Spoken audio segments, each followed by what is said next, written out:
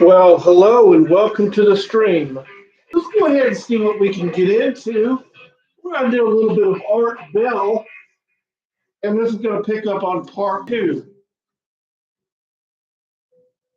Some people have outlined in that organization that I dealt with, and I'm not going to go into there for their own safety, if you will, and different things.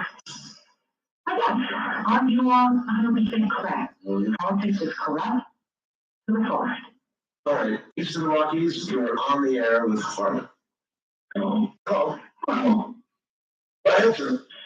Yes, I just want to say, yes, she's right. There is a conspiracy of evil, but she left out that there is also a conspiracy of good out there. That real witches, not Hollywood hogwash. Oh, please. You're a faker. Oh, please, sir. I'll tell you what, I would like for you to, I'll tell you what, I have like I said that from coast to coast. Don't be surprised if one of us doesn't creep up around the dark corner one night. Just say hi and shake your hand. You seem to be one of the most nicest human beings who have ever met in the world. In the end, their diverse heart will conquer you. That's just the bottom line.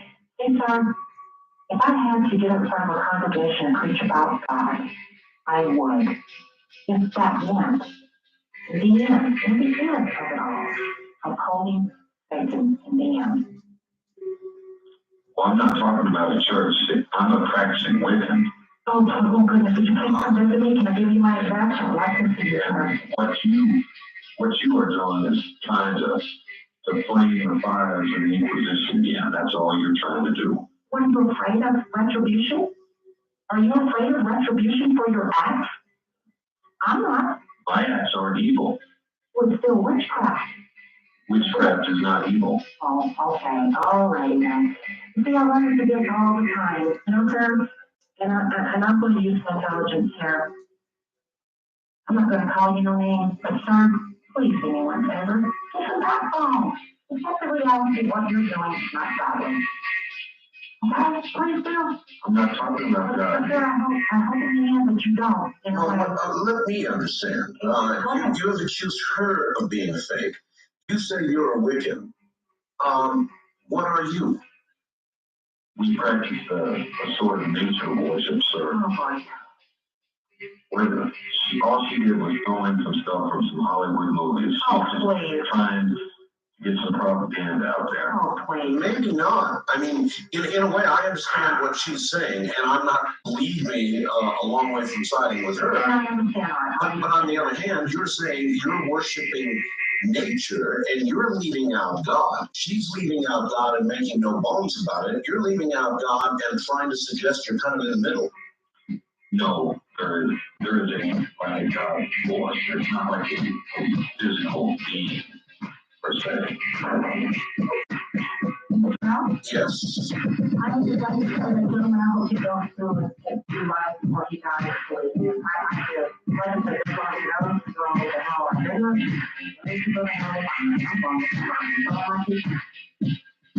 Well, I actually understand what you're saying. I do. I really do. You know, there's a time that I too much despise everything.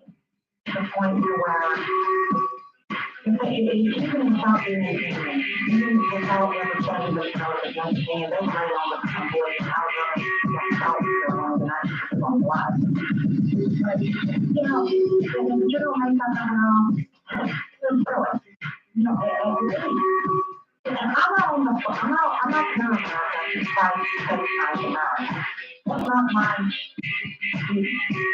You want it in your own heart. You don't make up a decision. It's not your meaning. That's all. You don't even know in the stuff of your own plan. Don't make a situation. You know, nothing good.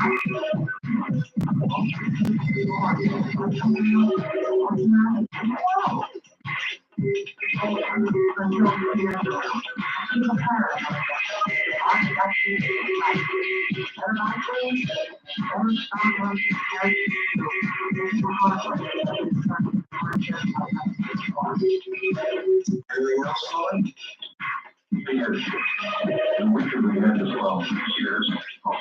Because people like her who always come out and say that it's bad people and everything that's not. We want to help society care itself just as any other dimension of life here has does. Yes.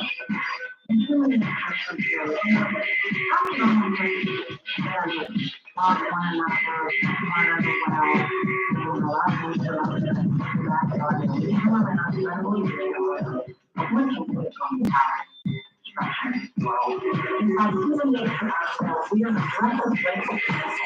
right, I'm going to ask you both to hold it right there.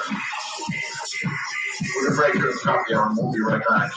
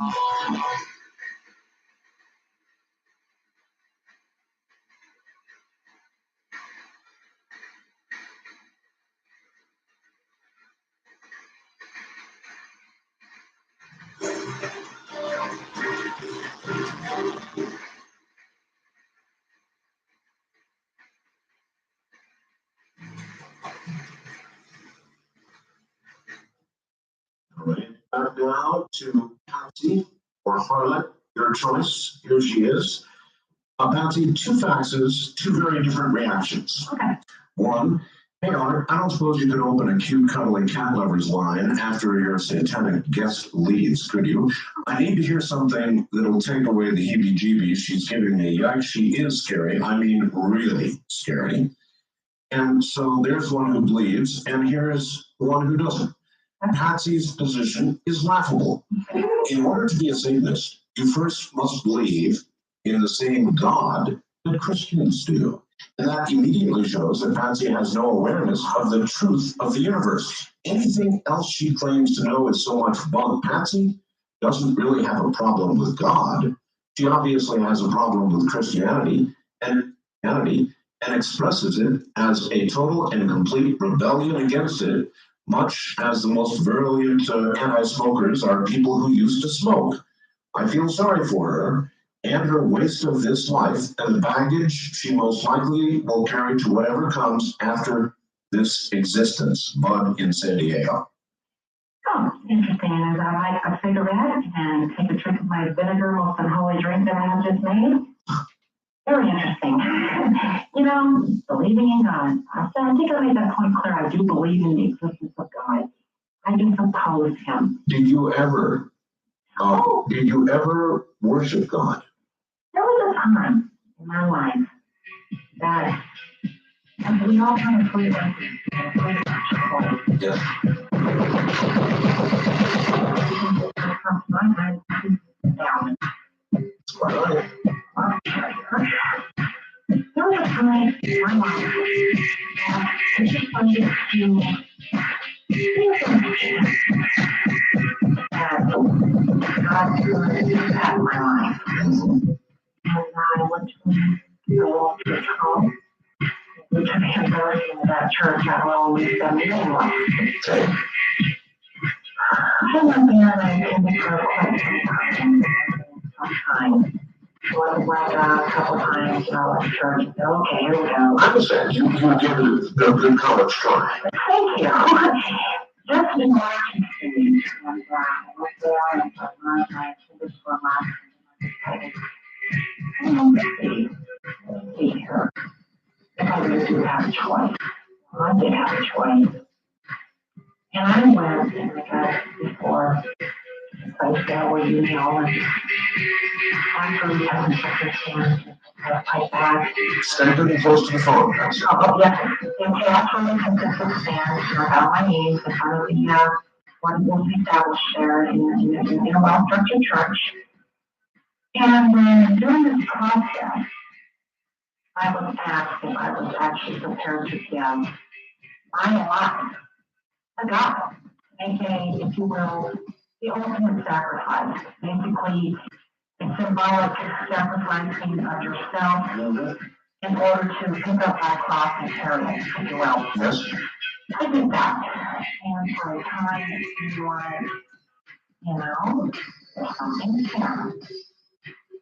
As it began to evolve to the point to where I began actually talking to people about God and working with different youth and so forth and so on, I began to notice little things that in my life began to be demolished. I mean, hard. And I asked myself, you know, I know the devil, good, is going too far. I found myself in a state of heavy sleep one night. It was the strangest thing that I had ever encountered in my entire life, this day of sleep. I awoke, functioning mirror. I did some mainly sand, a kind of cold or ash colored sand. There was no trees, there was nothing there. And I remember looking over my shoulder, next to an angel, a virtual angel. And this being looked at me on all fours in that dirt, in that sand. And quickly, with the rise of a hand, I looked upward. I looked up and looked into the light, the most incredible light I had ever seen. And a voice, a virtually thundering voice, said to me, I would never forsake anyone, but you will forsake me. And that point in time, this is trying not to cliche here, a bolt of lightning came out of the cloud. It hit so hard that I virtually bounced off of my floor out of the sleep state. I hit the floor hard.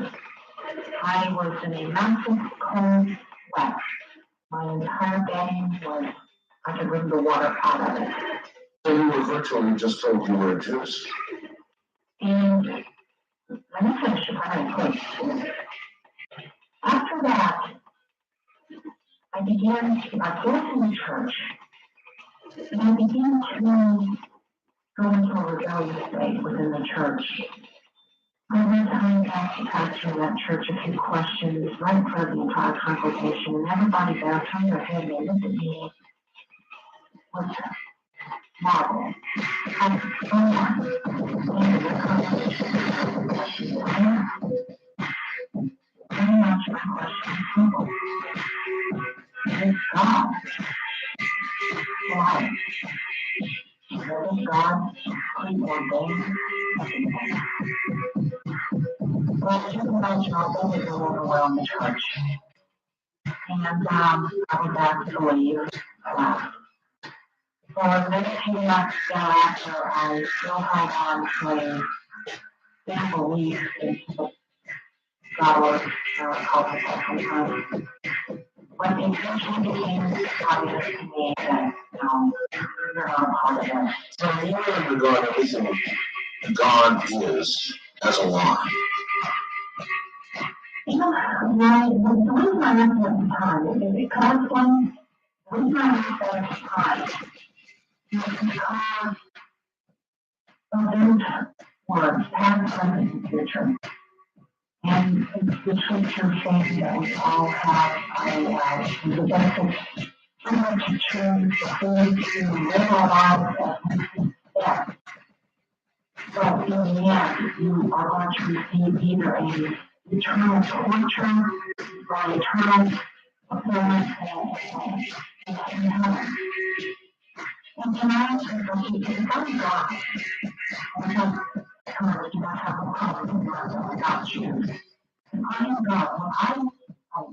When I have allowed this to happen this way, no. And I will not have allowed it that way.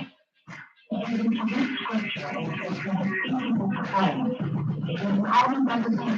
I often wonder, not all, from God's point of view, if God isn't the liars and connivers, and our master, Satan, is the way to civilise the world, for all follow the habit of God like us. Yes, it is called kingdom. Complicated. Like I said, I'm willing to dance any dance, and as long as something happens, the idea is that there is no such good consent for. I have many times directly have asked the book question. Could you tell me rightly or softly no? My question regarding Adam regarding sin is what people on earth did. When Cain was told to leave and go into the land of Nod, whichever one, and through there, people began to bring forth life and even be mocked.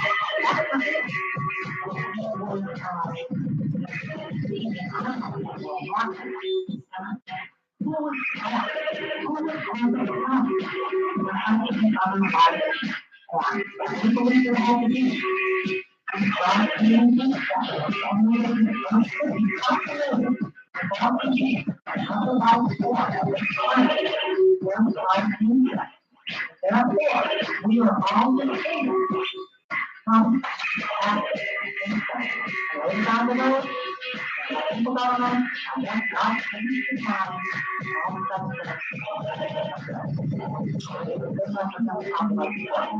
I understand. First time caller line, you're on the air with Holly. Hi, Mark. Hello. Hi, I'm not that other stuff. Okay, well, she's telling me that there's no question in my mind that not only that, but there's one thing that she isn't telling me. Maybe she might not believe that the thing that's here now is ruling you now. Okay, there's that right now, it's power. Not wrong, but it is his power. And the mark that we call it and the call is, there's a mix of not die. What she does, she's prepared for her secretary. She knows okay? She is willing, and she accepted it. She knows there's nothing that she can do. Not saying that there's going to change. She's not a God. Okay? And doing so, for her chance for salvation and her chance for eternal life. I don't think about eternal life. Okay, now, where the basis is, and the devil was thrown down to earth. From 1942, already know that before World War I, there was no precursor, there was no identifying factor that would say World War I is going to start. We know that it started over for the second one. Okay, when that bomb was struck, I didn't want to read through this course, but I have to do, when that bomb was struck, basically it was forward in the vision of prophecy. That one at context here, what you're seeing, but one day we hear that the beginning of the Europe, that equals 20 by 20. My experience from 20 by 20 equals so that is the case. That one without a doubt, I'm on the other side. I'm a believer in God. I hope what I'm going to pray.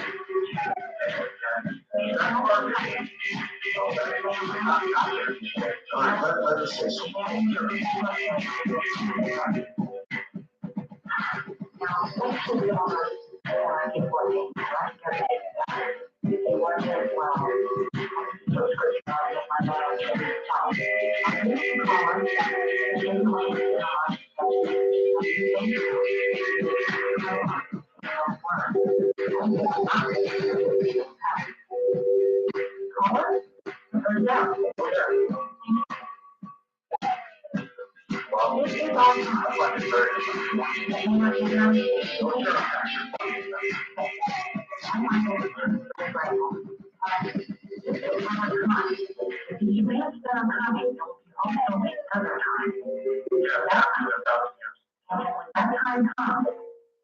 Our people will raise their ugly heads. And like I told Mr. Bell earlier, what trouble is dead.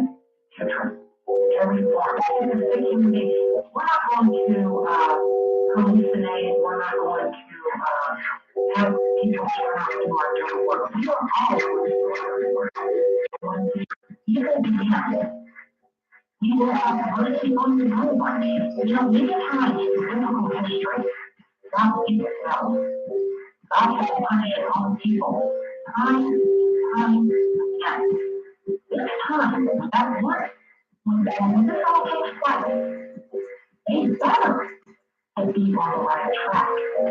Without a doubt, I mean, there's no defense around about what you're saying in terms of that was 7 years. If they're not on the right track, I'm sure that they can rule when we do take our stand and let's go.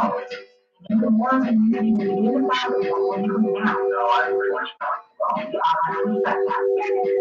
They can tell her because believe me, what's coming was nothing more. It was the only way to be able to trade for I'm talking about the number. there's going to be a lot of Christians, and all the Christians, I'm the rest of them, Christians, I'm saying, a lot of people who believe in God will be continuing to go to test that way. Right, people have to die for that. Exactly. You're talking to the light, I'm talking to the darkness. Okay? I don't So it's actually what's about it. I don't do the conversation, I really do. This makes more relevant sense to me talking to away. Well, you view her then as the real McCoy. I said you view her as the real McCoy, that she believes what she is saying. Take a look at her work of art. I mean, what she has already lied a few times in terms of she comes from a long line. She must now be referred to the fact that she's created by our past way of thinking about the fact that she was on that track. Denial, sir, because you can live with the fact that it was actually taken down right there. I asked you one question before I close another caller. I will answer. Okay.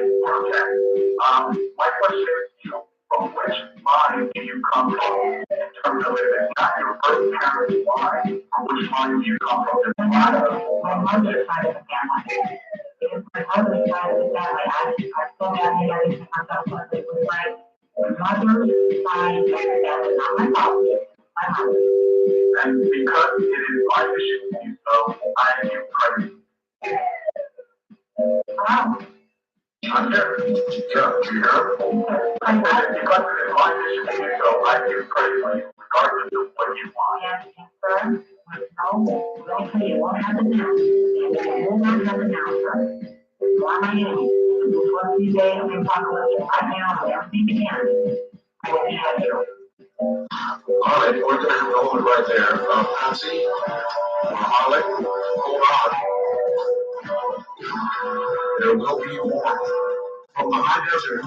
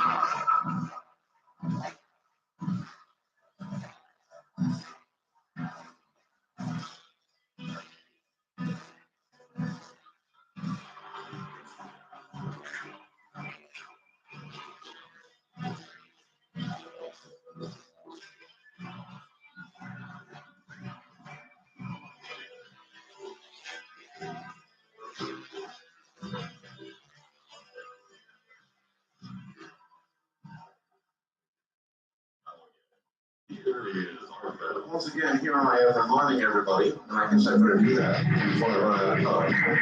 There's going to be a book signing, the only one I'm ever going to do for people called The Criminal. Sunday. At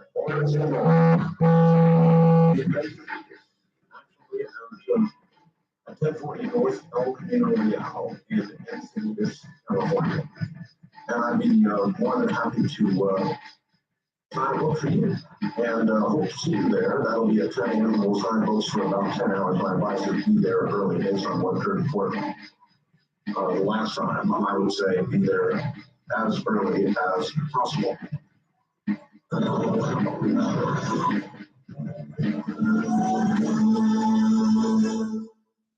All right, this should be interesting. Harlan, listen to this. Dear Art, welcome back, Art. It seems to me that Harlan has solved her guilt and identity crisis. The belief of Satan and hell is a crock. It is an excuse for all the wrong she has caused in this world. How do you react to that?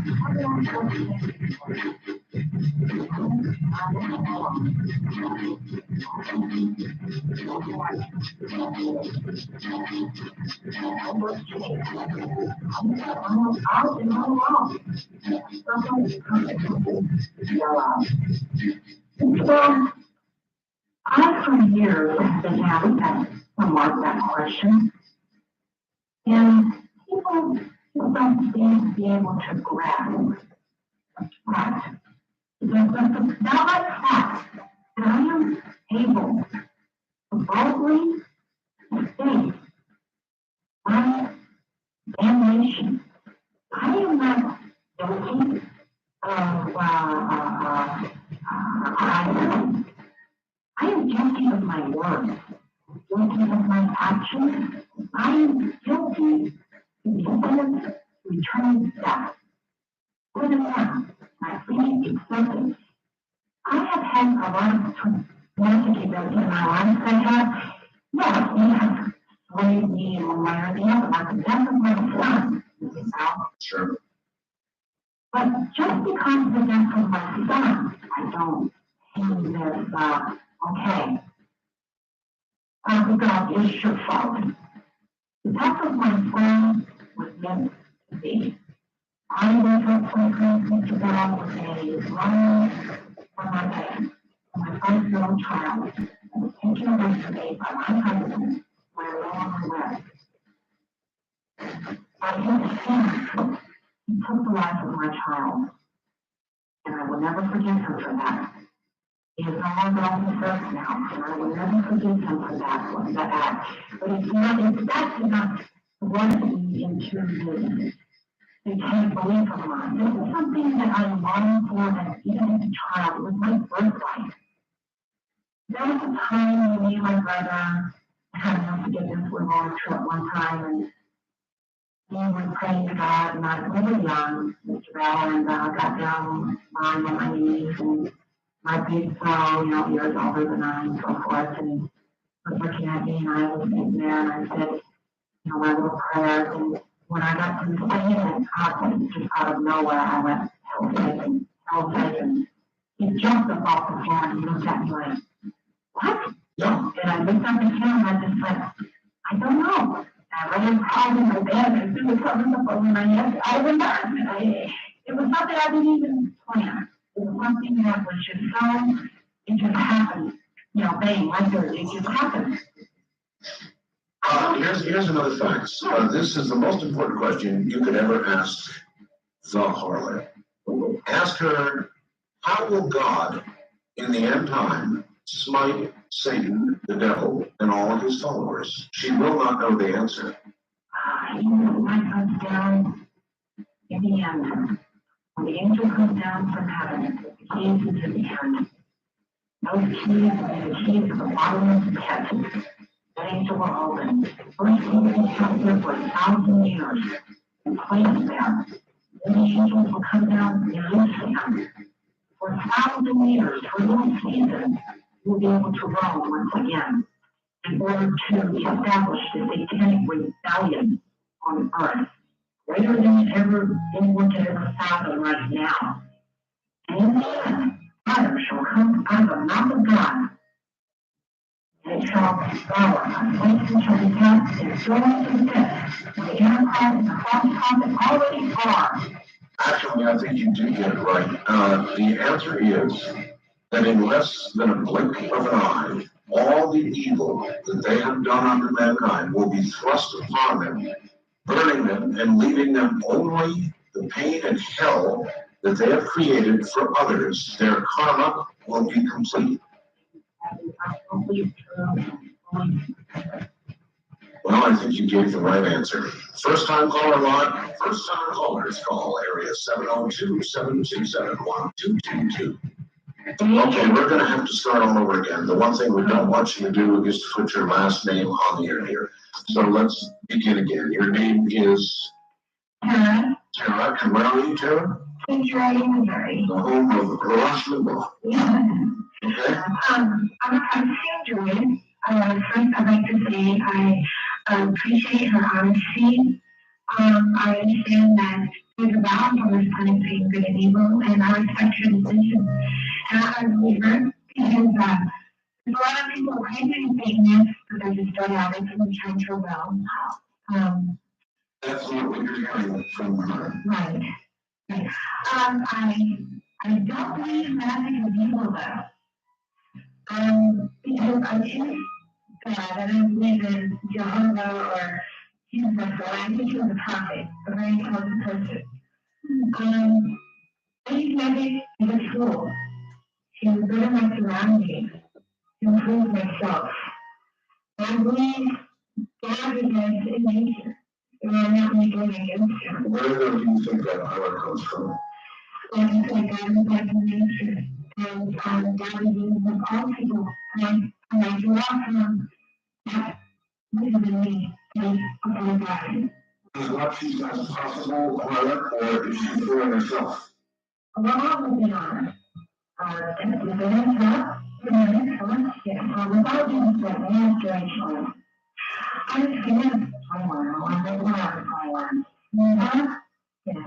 Without being said, keep going that way. I hope you keep believing it, and I hope that you never sway from your faith.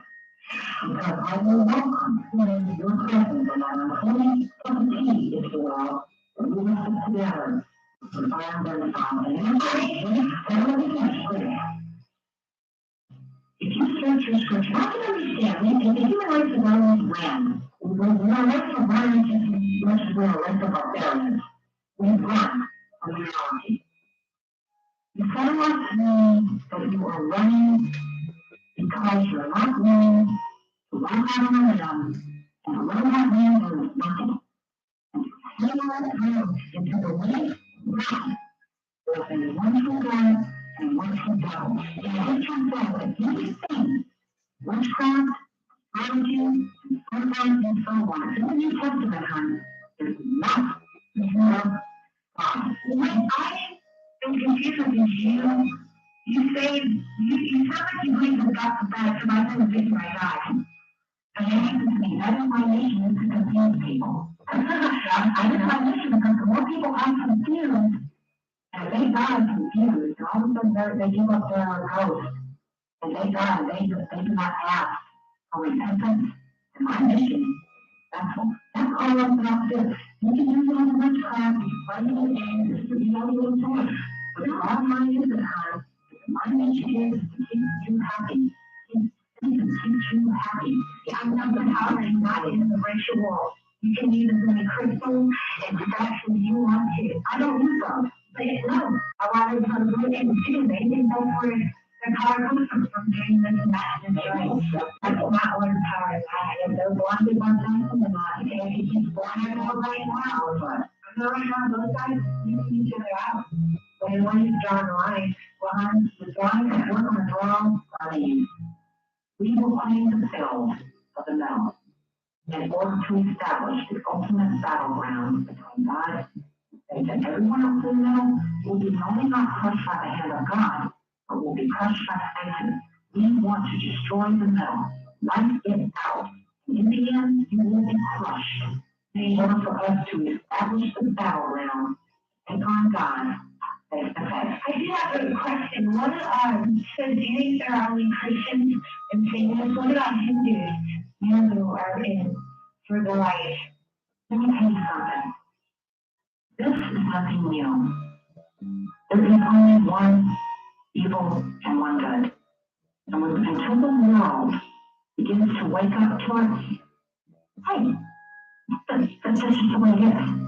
I prefer people who proclaim God over people who practice an evil art and not accept the Father. I would sit down and have a decent dinner and a casual conversation with a preacher of a holy faith and sit down with people who practice magic but are not willing to accept the consequences nor the Father, the one true Father of all evil.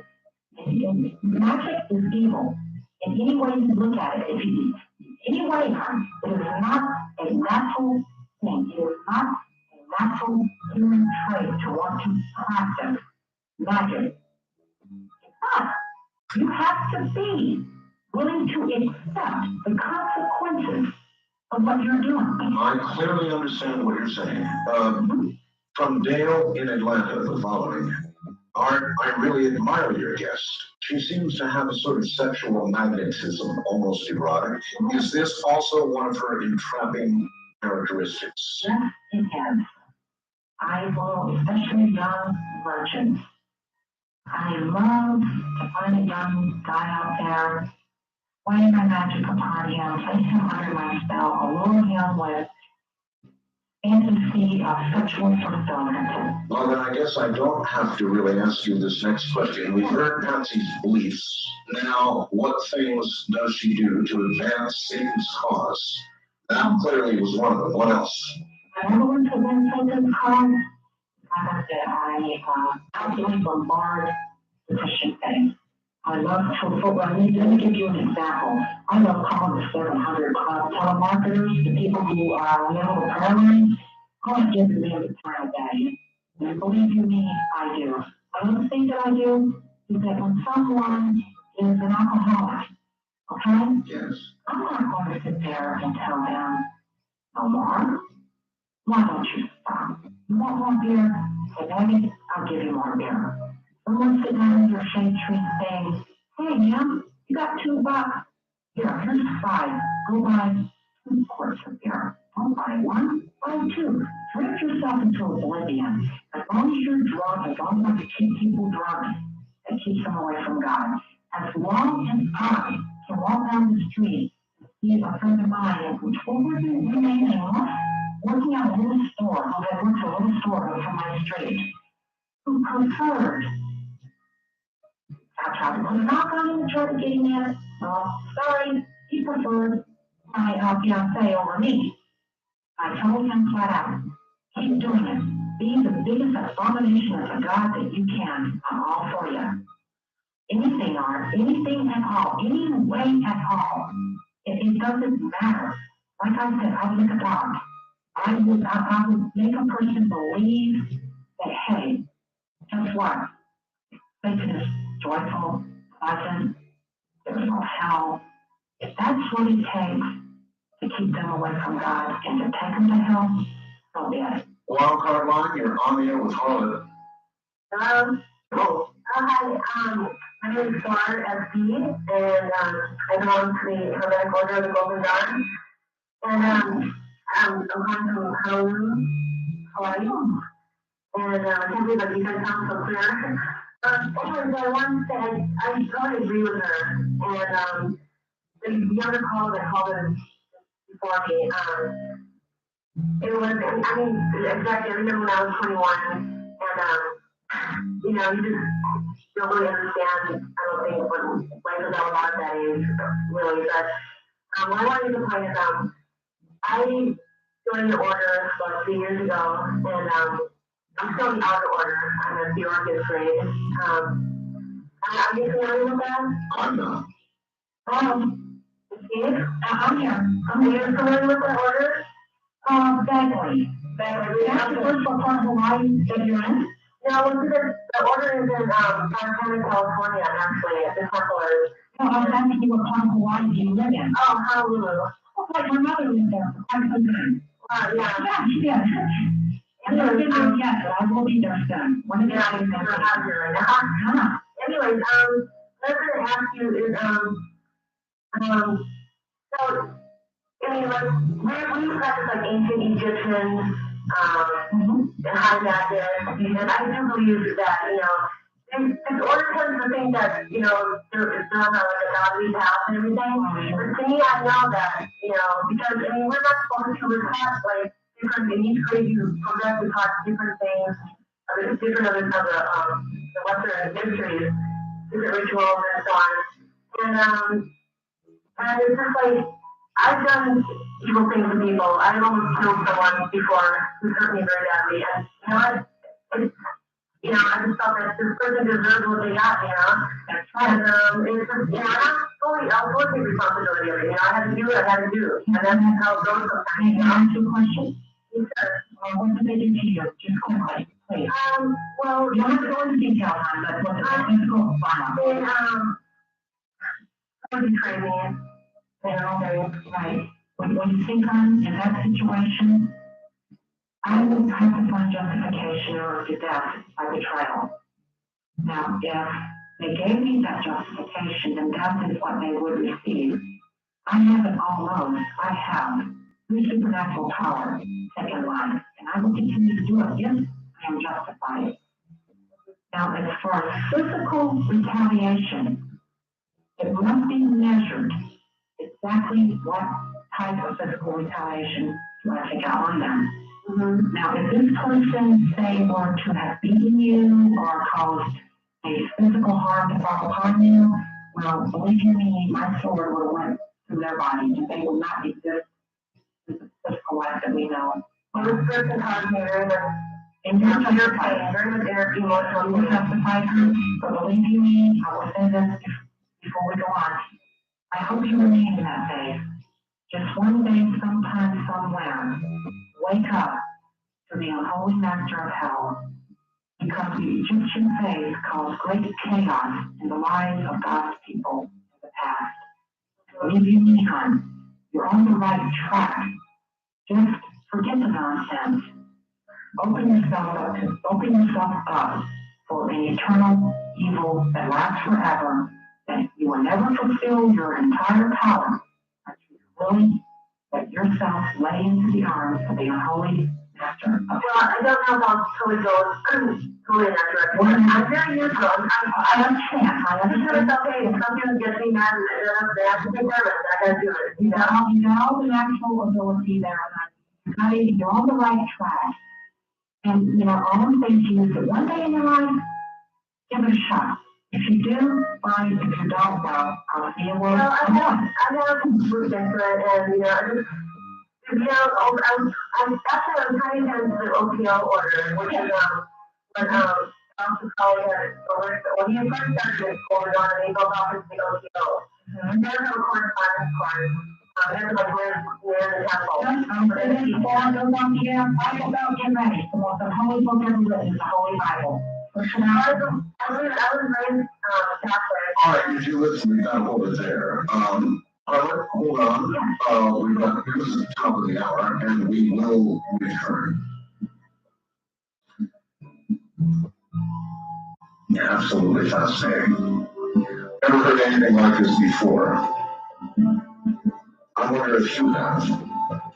We're headed toward the top of the hour. I want to remind you, book signing Saturday, Encinitas, Barnes & Noble, 1040 North El Camino Real in Encinitas. I'm Art Bell, and this is Coast to Coast AM.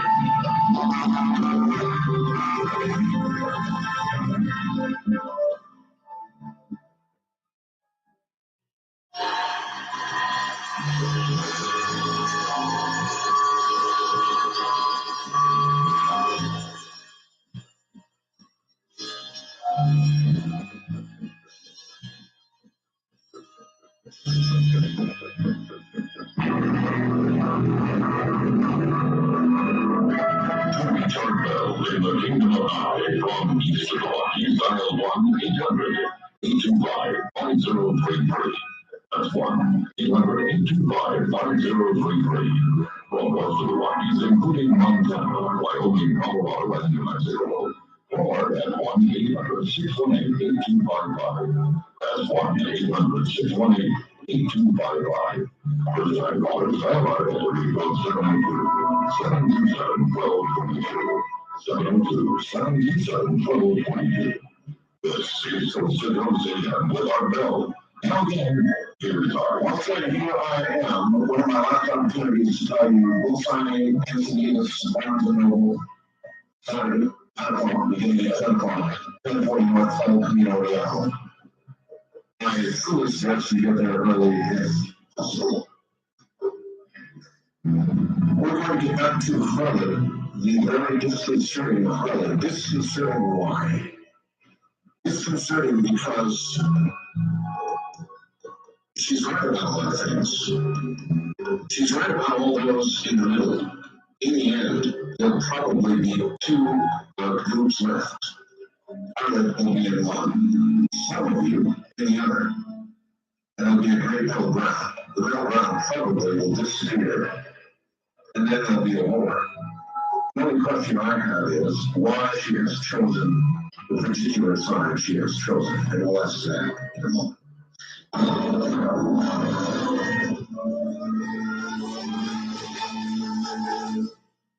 All right.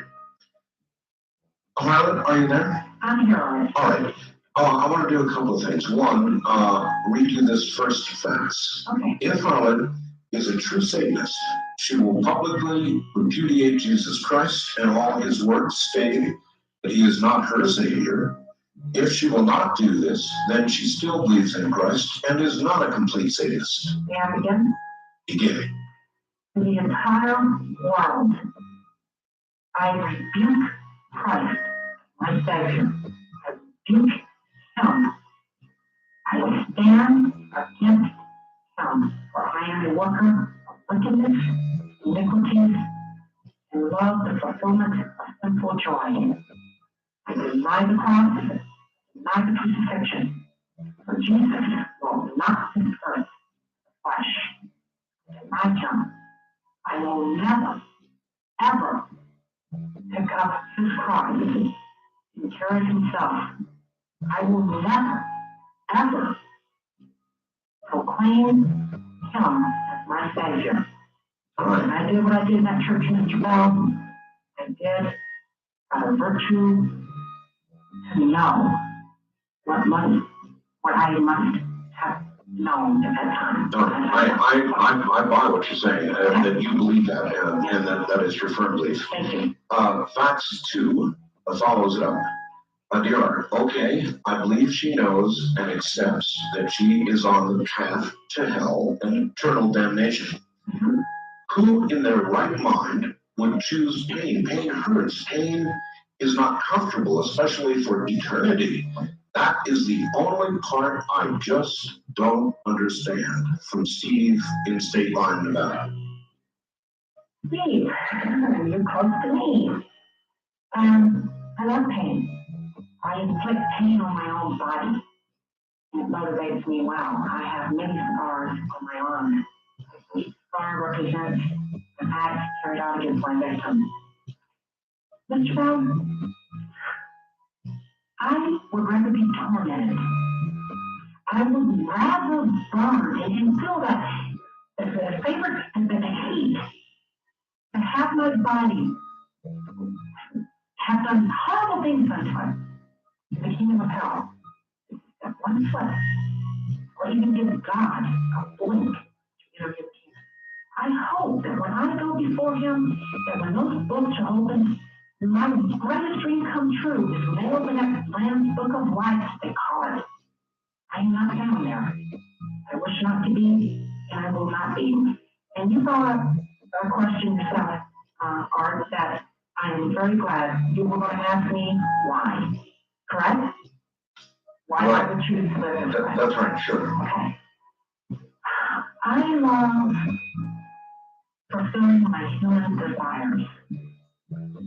If you cannot grasp what I'm saying here, I love to stack my treasures on earth. I love to follow my human nature in all its most animalistic ways, in its most brutal, most sexual, most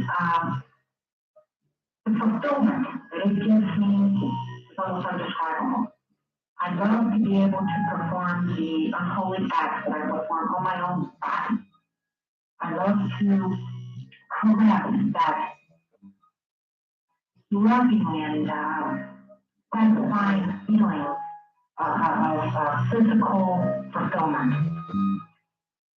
In the Christian faith, I find that many people forego the natural human desires. You see, I am the type of person that if Dan or whoever it might be, I don't even know it, Dan, down the road decided to commit adultery, I would be there with open arms, seeking the fulfillment of that natural human animal element. All right, let's go back to phones. A lot of people want to talk to you. Eastern Rockies, you're on the air with Carla. Hello? Hello? Yes, hello. Hi, my name is Naomi and I'm 29 years old. Where are you, Naomi? Birmingham, Alabama. Oh, hi. Hi. What I wanted to ask you is, you have different from a lot of Baptist preachers right here in Alabama. And, why can't you believe that God comes to different people in different cultures all over the world? I didn't say that.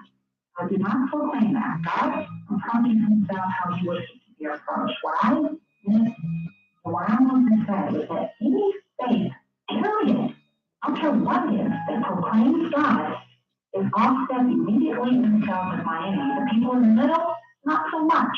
Okay, I understand that. Okay, I am a Wiccan. I have been Wiccan a long time. My mother was what you are.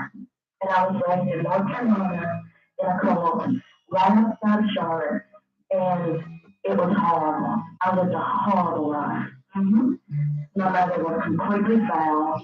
She beat me and my sister. She was a horrible mother. She had justification in that beating. Yeah, me and my sister learned to walk on eggshells at a very early age. A lot of that time, there are people in this world. I have known people with a godly faith that have went overboard with abuse. Okay, but again, now, like, if it was the type of person you would love that, now they just love that. And listen to me one second. I had a child that was really taken from my arms. My life. Well, I had a sister, okay, practically taken the same way from my mother. Okay, so we have a common ground here. The only thing that I can see here in the different, to differentiate, make us different, is that if my son would have been given his father justification, so be it. But my son did not. How can a 5-year-old give anybody any justification? How can a small child give anybody any answer? I know where you're going here, I know where you're going here, and I'm going to tell the entire world right now. I do not, I repeat, I do not harm children. I believe firmly that my son, he has given justification to my past. I wouldn't say he did. If he could have, if he would have, so be it. The question was, how could a 5-year-old give such a justification? Well, I'm going to be simple. I had a 5-year-old child one time take a knife and cut me. It had not been for the simple fact, what did he do to that child? Nothing. They were playing around. The child ran by me, ma'am, and we began just goofing around, just like adults do with children sometimes, just having a little fun, and all of a sudden I go to cry like that. And maybe that's the parents' fault. They lost that child. And a 5-year-old who you were not big about. So, and it's a long story, Arvell. He took it from me at a very early age. I understand that. So your son, without a doubt, has gone to God. My mind, he has gone to hell. How can you say that? What? Based on what? It's based on the simple fact that when he was born, I performed a certain ritual over him. That basically, I told Satan, in this faith we don't ask, we tell, to beg an audience with God, that this child be that of the devil for himself. That he could use this child in a most unholy way to do and to raise this child into this faith, of course, with my help, of course. And, Patsy, hasn't it occurred to you that if you really did that, that he took you up on your offer? And I'm happy that he did. That was just, when I go into eternal damnation, my son will be there. Art, when you called me that afternoon and everything, I said that I would desecrate the birthplace. You said that, yes. And believe me, I will, even at the consequences of my own death, I would desecrate that place. I would virtually waste to my menstrual cycle. Around my period. And I virtually would blood that place. And I would perform the most unholy dance over it. When Jesus came, that was, in my opinion, the end of everything. We are suffering from his presence on this planet yet today. The church itself is nothing more than a Dr. Hall of money. The church foundation, all the churches combined, could solve all hunger on this planet in one day. They could do magnificent works on this planet. They do not do them. I find it hard for such a loving, compassionate belief to allow little sufferings on this planet that they can stop. They can put their assets together and stop them. But no, they let it fall on the shoulders of governments, politicians, so forth and so on. And nothing really ever gets done. A lot of political issues, religious issues, are nothing new. They don't argue as far back as you can find the president. They're just arguing in different ways, different techniques. It almost comes to the point that it kind of tells you they don't really want to solve a damn thing. Because if they solve too many problems, it would be a lesser need of them. The church can consider themselves fortunate that Satan is the best friend they have ever had. They make millions of scaring people to death. Virtually scaring people to death. We got to get to the church on time. Or we're not going to have it. Sorry. First time call line, I'm here with Charlotte Patsy. I think Hi, Doctor. it's a great show. Been going on that thing. First of all, I'm a diehard Christian. standpoint, if you're around the guys, I'll say a few things in my belief, and you're more than welcome to respond to them. I'll be more than happy. I've been listening to this show for about 2 hours, and this young lady over age, around your age, and I'm sorry, actually the same age I am, has been determined to spread her belief, feminism or whatever she likes to call it, and I think for a point that needs to be brought into a Christian sense here and have a true Christian word brought in, because it seems like as I've been listening, there has been more of the opposites calling in for various different reasons. So from that aspect, Not really opposites. There have been Wiccans who have been calling in, but Wiccans are kind of in the middle. They seem to worship nature. They certainly don't worship the devil. And I think that what we have here with Patsy, I'm now beginning to believe more and more and more as the hours have gone by. We have the real McCoy. Oh, I give her full credit for being there. Don't doubt her in the slightest. And unfortunately, she and I agree that the middle ground people are going nowhere quickly. For that reason, as a Christian, as the Bible says, it's either hot water or cold water. There is no lukewarm. That's the one place where you two are going to agree, and now it's going to go downhill from there.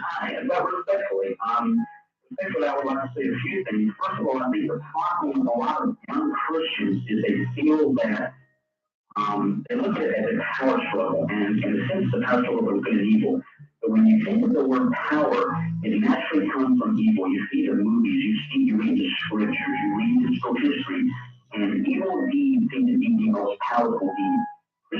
Christianity, the life of living a godly life, is a more laid back, quiet, and belief, a trust in the fact that God's word is word. But there are also Christian warriors, and from that stand, I think the problem with this is no disrespect towards her beliefs.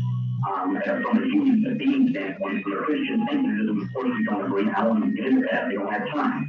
But the fact is, there are strong Christians out here, and that's just for your information. I listened to when you said you grew up when you were young, you were pinch crack in the sandbox.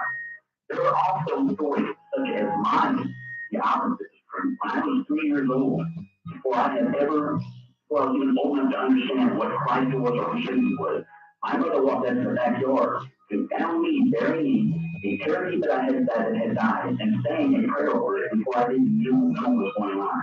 When I was 7 years old, I heard my parents praying God's prayer. After hearing it one time, from then on, I have quoted it word for word. And the same thing when I meet people, when I walk up on people, people tell me that there is a quiet, calm to me. I've had pastors tell me, and when I say pastors, the difference here is we agree on two things actually. First of all, I also agree that in an entity, the church as a central location is, how should I say this with tact? I don't agree with 90% of the so-called churches in the world today. The reason I say that is, it seems to me like as time has gone on, churches are in for more of what they can get as far as money-wise. The Word of God should be number one. That is what the church is about. In the scriptures, the church is when two or more get together and speak with the Word of Christ. The fact that people getting together with 500, 1,000, 3,000, getting all the money out, not knowing where half the money goes to, I don't believe in that. I have visited probably hundreds of churches in my lifetime from all different denominations to find my way. I am at peace with myself because I have a one-on-one relationship with my Lord Jesus Christ. Very strong, very subtle, but I have no doubt in my mind where I'm going. And with that being said, to add a little humor into this, the last Christian that came on here and said something to that passage to you about he was going to say a prayer. You responded, where if the apocalypse was coming today, I would have to behead you. Am I correct on that? Absolutely. I'm sorry? Absolutely. Ma'am, I will draw the line on that for you and bear it for you. Have a nice night, people. Oh, I think to be leave before I got the chance to say something. That's typically Christian. Can I comment? Yeah, sure. Okay. Sir, I know you're still listening, which I hope you are. I can only say slightly what you just said. There's one thing you hit on that just made my entire night laugh. Nothing better to a satanic person than a relaxed Christian. The more relaxed you are, the less you impact the world. The lesser you impact the world, the greater we share our purpose. That's the less people we had to go to heaven, opening the door for us to come in and to set their lives on a seat in their head, and they open the door straight to hell. I do thank you for being a honest Christian. We need more of you. The Wild Bird Life, you're on the air with Harvard. Good morning, Art. Good morning, Howard. Good morning. Good holy morning. Where are you, Rachel? I'm in Greenville, Wisconsin. Okay. Howard, I'm a Dianic witch, and I'd like to go back to what you said about magic not natural and a supernatural force. The way I view magic and the way it works is it's a force that science has yet to quantify. Think about it, 200 years ago, the way we were talking would seem magical. Yesterday, 200 years ago, the way we were talking, they would come to my door. And I would love it. Don't rule it out yet. I'm not.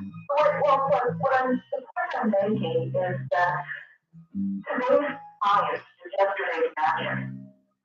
Magic is a force like electricity. I can use it to run my computer, or I could kill somebody with it. How do you use it that counts? Right, and the responsibility taken therefore thereof also counts. See, I will kill. I'm taking total blame for it. I just want to say something here. Okay, let her say something. Oh, sure, I was agreeing with her. I want to say something here. If I were to go out tomorrow and commit an act of cold-blooded murder, I would go into a courtroom without, well, they would appoint a defense naturally. I would go up in front of the judge, ma'am, and look that person right in the eye and say, in the trial, I have done what I've done. Now you carry out what you must carry out. Will be on trial. I am guilty. I would boldly stand and say in front of a jury that I killed them. There's nothing more second guessing, no games, no OJ, maybe that's for sure. I would boldly admit. I believe you. I believe you. I agree with you. You have to take responsibility for your actions in this life. Definitely. And Satan is, and Satan is my master, and everything that I do, it's like if I curse someone, let it be known. Let it be recorded on this night. Let it be written in the book that this must be recorded in. That I, Harlan, I, Patsy, have committed this evil act of magic, and I will be held accountable. I must be held accountable. I must receive no mercy. In retaliation, I must be more hateful than my enemies. I must always be more hateful, more conniving, and more evil. The more retaliation that I bring upon myself, it increases the evil. Hell, Satan, that's what I'm all about. I guess I have a question for you. I'm Canadian myself, and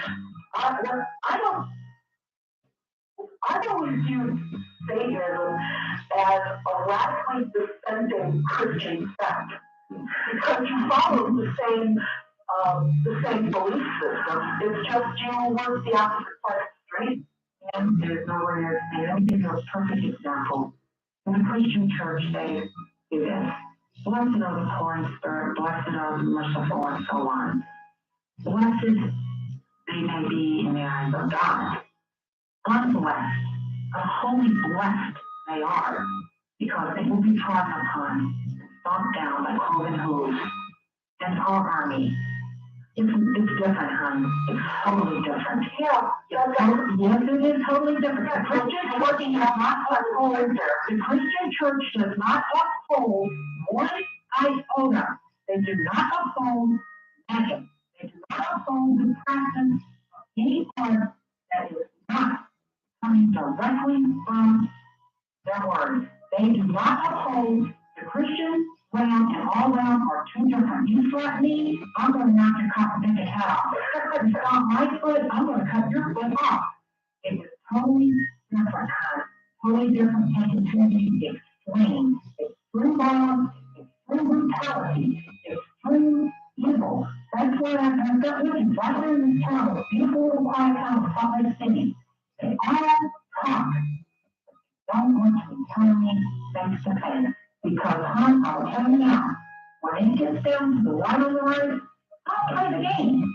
I'm not going to goof around with little incantations and little spells and little hexes and little different things. The bottom line of it is, they cross my path and they provoke me to justify unholy reasons. I will kill with supernatural powers if I choose it. If I do not choose it, I will carry out brutality, my coven will, my bloodlord will, my warlocks will carry out a brutality of medieval proportions without any remorse. I have warlock friends that will stand there and wait for a cop to get there. They won't run.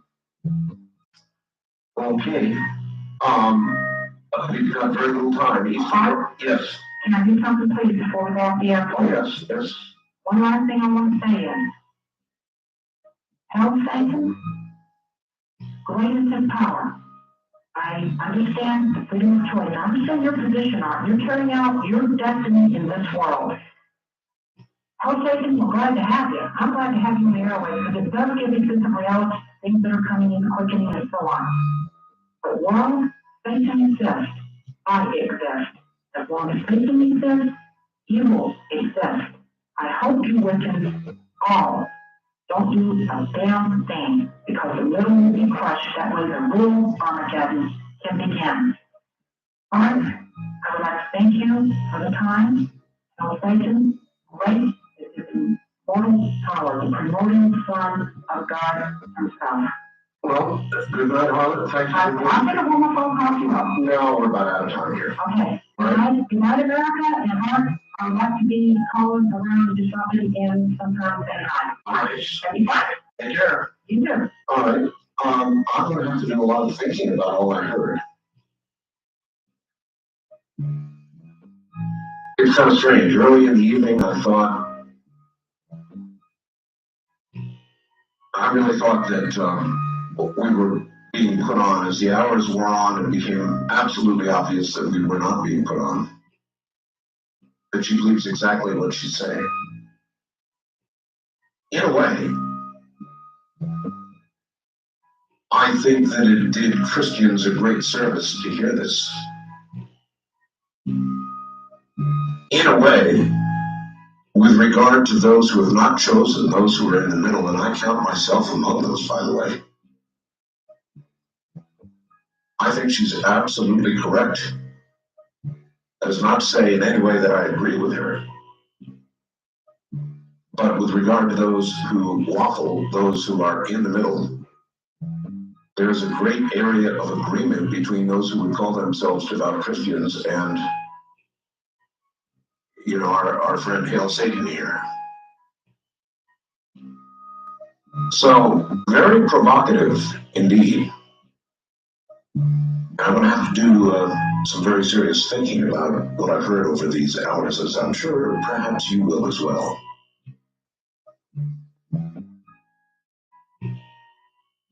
Fascinating. And as you can see, I will continue to do this and explore all kinds and forms of talk radio and ideology that many may disagree with or be offended by. And this night was no different. In fact, this night was really, in many ways, a prime example of that exploration. So there you have it, and that actually is going to wrap up the week for me. I want to remind my audience that I will be in Encinitas. This is the one book signing I'm going to do for my book, The Quickening. I find it interesting as well that all sides seem to agree on the fact of the quickening, both sides. It is occurring. Perhaps it is marking the day that all of you were talking about with Harlow, with Patsy. That's one of the areas that both sides seem to agree on. We are quickening. That's the book. I'll be signing copies of it in the one book signing that I plan to do. It'll be in Encinitas at Barnes & Noble, beginning at about 10 o'clock in the morning. Barnes & Noble located at 1040 North El Camino Real. 1040 North El Camino Real in Encinitas. 10 o'clock Saturday morning. See you there. From the High Desert, I'm Art Bell with a lot of thinking. Good night.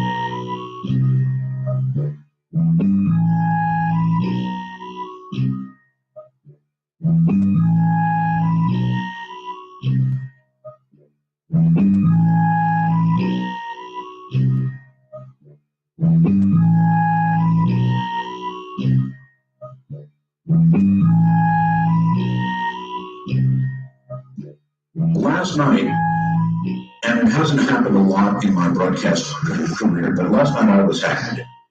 I was really had last night, and I must tell you that, like many of you, I went back home last night, shaking my head, going, what just happened?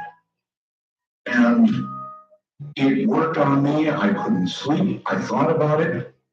I refer now to Blanche Barton, I guess last night, the high priestess of the Church of Satan, the chair mistress of the Council of Nine, Anton LaVey's lover, partner, the mother of his child. All about Satan.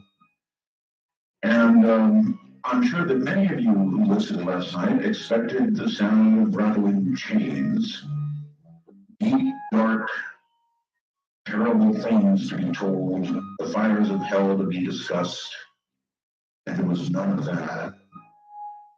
Blanche Barton was, what can I say? She was articulate, smooth as silk.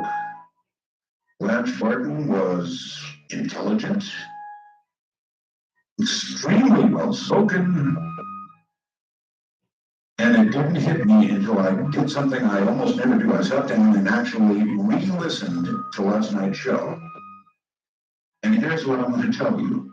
It creeped me out more than any program I've ever done on the re-listen. It should have hit me last night. I was happy. I mean, she was so sweet. And I should have caught on in the first, I think, 20 minutes of the show. We were talking about casting spells, I believe. And she said, oh, yes, I might cast a spell and on some guy, and then he'll go to Hawaii, and something wonderful will happen to him. It should have hit me. It should have hit me. You don't sell Satan to people with chains and blood and fire and damnation and hell. That's not how you sell Satan.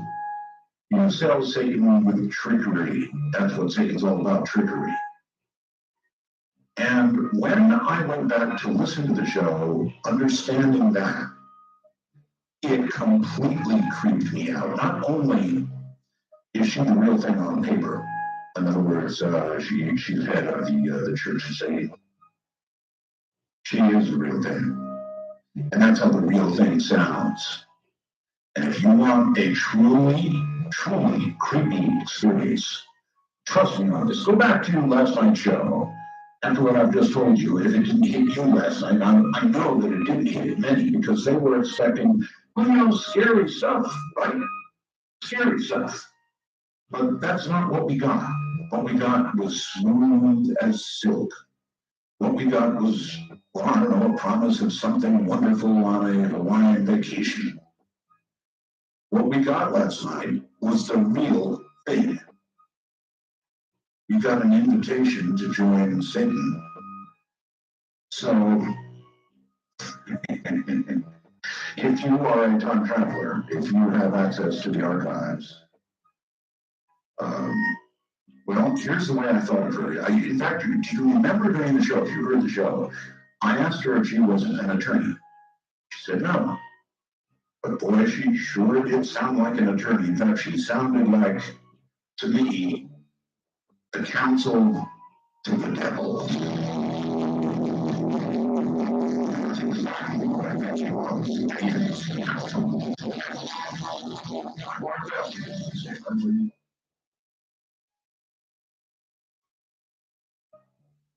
Last night, and it hasn't happened a lot in my broadcast career, but last night I was sad. I was really sad last night, and I must tell you that, like many of you, I went back home last night, shaking my head, going, what just happened? And it worked on me. I couldn't sleep. I thought about it. I refer now to Blanche Barton, my guest last night, the high priestess of the Church of Satan, the chair mistress of the Council of Nine, Anton LaVey's lover, partner, the mother of his child. All about Satan. And I'm sure that many of you who listened last night expected the sound of rattling chains, deep, dark, terrible things to be told, the fires of hell to be discussed, and there was none of that. Gee whiz, Blanche Barton was, what can I say? She was articulate, smooth as silk. Blanche Barton was intelligent, extremely well spoken, and it didn't hit me until I did something I almost never do. I sat down and actually re-listened to last night's show. And here's what I'm going to tell you. It creeped me out more than any program I've ever done on the re-listen.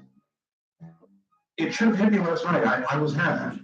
I mean, she was so sweet. And I should have caught on in the first, I think, 20 minutes of the show. We were talking about casting spells, I believe. And she said, oh, yes, I might cast a spell and on some guy. And then he'll go to Hawaii and something wonderful will happen to him. It should have hit me. It should have hit me. You don't sell Satan to people with chains and blood and fire and damnation and hell. That's not how you sell Satan. You sell Satan with trickery. That's what Satan's all about, trickery. And when I went back to listen to the show, understanding that, it completely creeped me out. Not only is she the real thing on paper, in other words, she's head of the Church of Satan. She is the real thing. And that's how the real thing sounds. And if you want a truly, truly creepy experience, trust me on this. Go back to last night's show. After what I've just told you, if it didn't hit you last night, I know that it didn't hit many because they were expecting, well, scary stuff, right? Scary stuff. But that's not what we got. What we got was smooth as silk. What we got was, well, I don't know, a promise of something wonderful on a Hawaiian vacation. What we got last night was the real thing. You got an invitation to join Satan. So, If you are a time traveler, if you have access to the archives, well, here's the way I thought of her. In fact, do you remember during the show, if you heard the show, I asked her if she was an attorney. She said no. But boy, she sure did sound like an attorney. In fact, she sounded like, to me, the counsel to the devil. That's exactly what I think she was.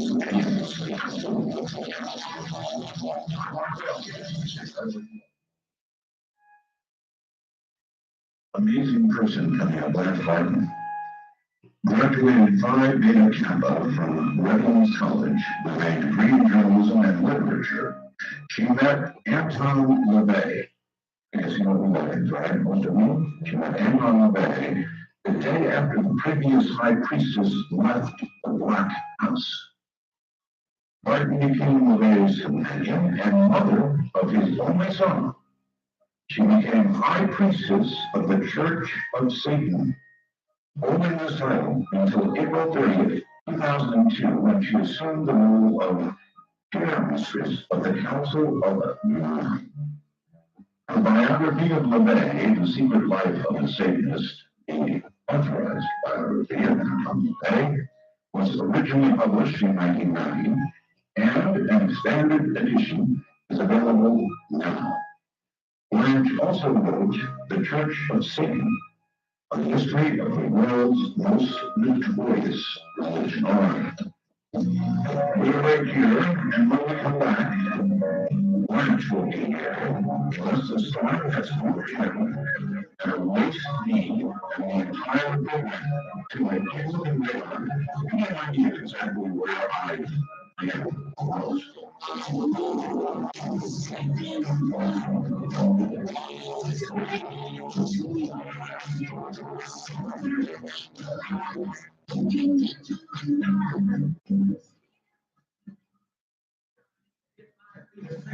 But I think you're going to really compliment is everything.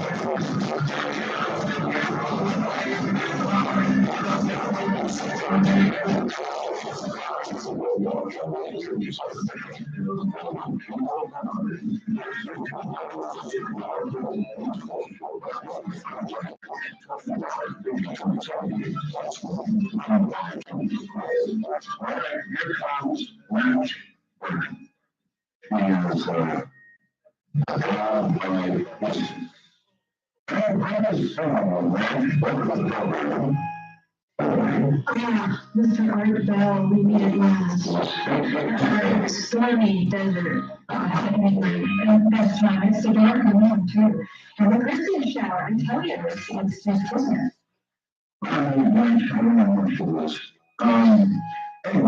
welcome to Fort Bacon. It's great to have you. And I assume that probably keep the tour. Which is congressman and senators keep the revenue and everything. That office is still probably increases, right? Well, people are very respectful to me, but my title officially is the Medusa Temptress, which is the Roman current high priestess who is taking a baby and doing a cleanup job of it. Is the high priest. Medusa Temptress. And that means that I'm the head of the Council of Nine, and that I'm a grand poobah in the Church of Satan, right below the inner ring of us. Okay. And we immediately do this and find out what is the difference, if any, between Satan and the devil. Any difference? I would use them both interchangeably. I think it would be important for us to start our conversation with your understanding that we use Satan, the devil, Lucifer as a metaphor. We don't worship a guy with horns and a pitchfork. We don't believe that such a being exists. We don't believe that God or the devil or hell or heaven exists. It's all within us. We, in our destinies, we are our own gods. We're self-deifying. And we're responsible for our own happiness and our own success and our own failures. And to make it short and sweet, life is short. And there's no reliable evidence that there's anything beyond this life, so you better make this life count and enjoy it while you can. So, Okay, well, I have another big question. If all of these, then why would you even bother to have a church with his name? that is a very good question. And Anton LaVey was asked that very question when he started the Church of Satan. And people said, you know, if you would just call it something else, you know, if you called it Humanism, he talks about this in the Satanic Bible, which he published in 1969. You know, if you call it Humanism or even Typhonianism or something, maybe you get more followers. But his point was that he didn't want more followers. The point of calling it Satanism is there's always the same. In every culture, there's always the accuser, there's always the other, there's always the one outside. And he's a scapegoat. And it's dangerous. It's dangerous to have scapegoats. Christianity has scapegoats. Muslim beliefs have scapegoats. And to demonize others, when you say, I'm a good guy, and those people over there are bad guys, we can kill them, we can shoot them, we can torture them because they're the bad guys. And you know that Satan is evil, right? Because you've been told that all your life. But what else? This is a word that you've been programmed to be afraid of. So what else have you been programmed to be afraid of? Liberal, conservative, abortion? You know, how are you being manipulated by politicians and people who want to take your money? You know, so that's the point of calling it Satanism, is unbelievable the stuff that's being paid for. Yeah, isn't that amazing? Yeah, that's why we're here. That's why you need Satanists right now, because the political season is kicking off, and look at what you have to choose from. We're not just about anti-Christianity or anti-theism. You know, that's a very big part of what we are, but anything that's a sacred cow has to be examined and challenged. Whenever you see broad generalizations or scapegoating or ad hominem attacks instead of actual arguments and important issues, you know, we're talking about, we've got serious environmental problems right now, we've got serious economic problems, and what are we doing? We're killing each other over anthems, over lies. And that's not how we bring things together to save our planet right now. And that's what we're all about. Look at any of this, if you organize, and you're like a very broad brushstroke right across all of religion from God to that. It's true, right? True. Yeah, well, the point is that we do enter the ritual chamber. We have lesser magic, inner magic, that we indulge in as part of poetic nature in humans. So we go consciously. We go into what we call the intellectual decompression chamber. We put on our robes and we pull forth the icons that we find within us power within ourselves, but we know that we're calling forth the power within ourselves, but we're using the poetic metaphors to reach places that part of the human brain that we don't quite understand, and a lot of other people that are on your show trying to understand more consciousness and the powers of the human brain and human potential. We do it just first and foremost on reasonableness and rationality. Then we add in the more metaphysical explorations, or if we don't want to, it's not necessary to do that as a Satanist, but if you want to play with the poetics of it, then that's okay too. But we don't build our foundation on sand. And that's what most religions do. They build them on sand, and they lead to blindness and prejudice, and they impose ignorance on their children and a distrust of science. And that's not the best of what human beings can be. Well, what you preach is all good stuff. The pulpit from which the religion from which you preach, perhaps calls into question, many people will call them, anyway, the Satan, the devil, Satan, whatever, is skilled in poetry. And I guess that's exactly what it's intended to do. Well, that sort of surprises me because we've been around for 50 years. You know, we've been saying the same stuff for the last 50 years. And it shows that every culture and everybody still needs the devil. They still need the other guys. They still need the bad guys, the evil ones, the outsiders. And that's okay. You know, as far as we're concerned, we're in pretty good company. Most of the people that are, the best thinkers and most brilliant, innovative thinkers are generally those heretics. So, why not take pride in that? Yeah, exactly. Tell me about Anton. He was a brilliant man. He was far ahead of his time. He started out interested in magic, but he also had a wonderful skill with music. So he played the oboe and keyboards in his real love. And he became a hypnotist. He worked in the carnival. He worked in the circus. And he was a police photographer. And out of all of those roles, he saw human tragedy and human foibles up close and personal. He saw people sneaking in to look at the burlesque girls, in the carnival, and then sneaking across on Sunday to go with their families to see the tent show revivalists and, cleanse their souls of their wicked thoughts. Let me go back. You said man was magic. Is magic real? Well, I believe that magic can only be, I can only answer that for myself. You have to answer that for yourself. What is it everything began? Well, he began with an interest in magic and the supernatural. And he did. He checked out as many people as he thought might have a gateway into other worlds, other ways of being. Mary Mansky or Aleister Crowley, and they were all so dry and boring and sad and obfuscating. He just wanted the real deal. And I think people are attracted to his philosophy. One of the reasons that they're attracted to his philosophy is because he doesn't dance around. He says what he means, he means what he says. He says, this is how I do what I do. Go to the ritual chamber, try it. If it works for you, great. Try these methods that I wrote in the Satanic Witch about basic psychology, reading people, cold readings that you learned in the carnival, the whole process of looking at nonverbal cues, and make it work for you. Those are all tricks. What I'm saying is, how do you function? And what do you practice when you down? Well, certainly he did. Certainly. Okay, so magic is real. Yes.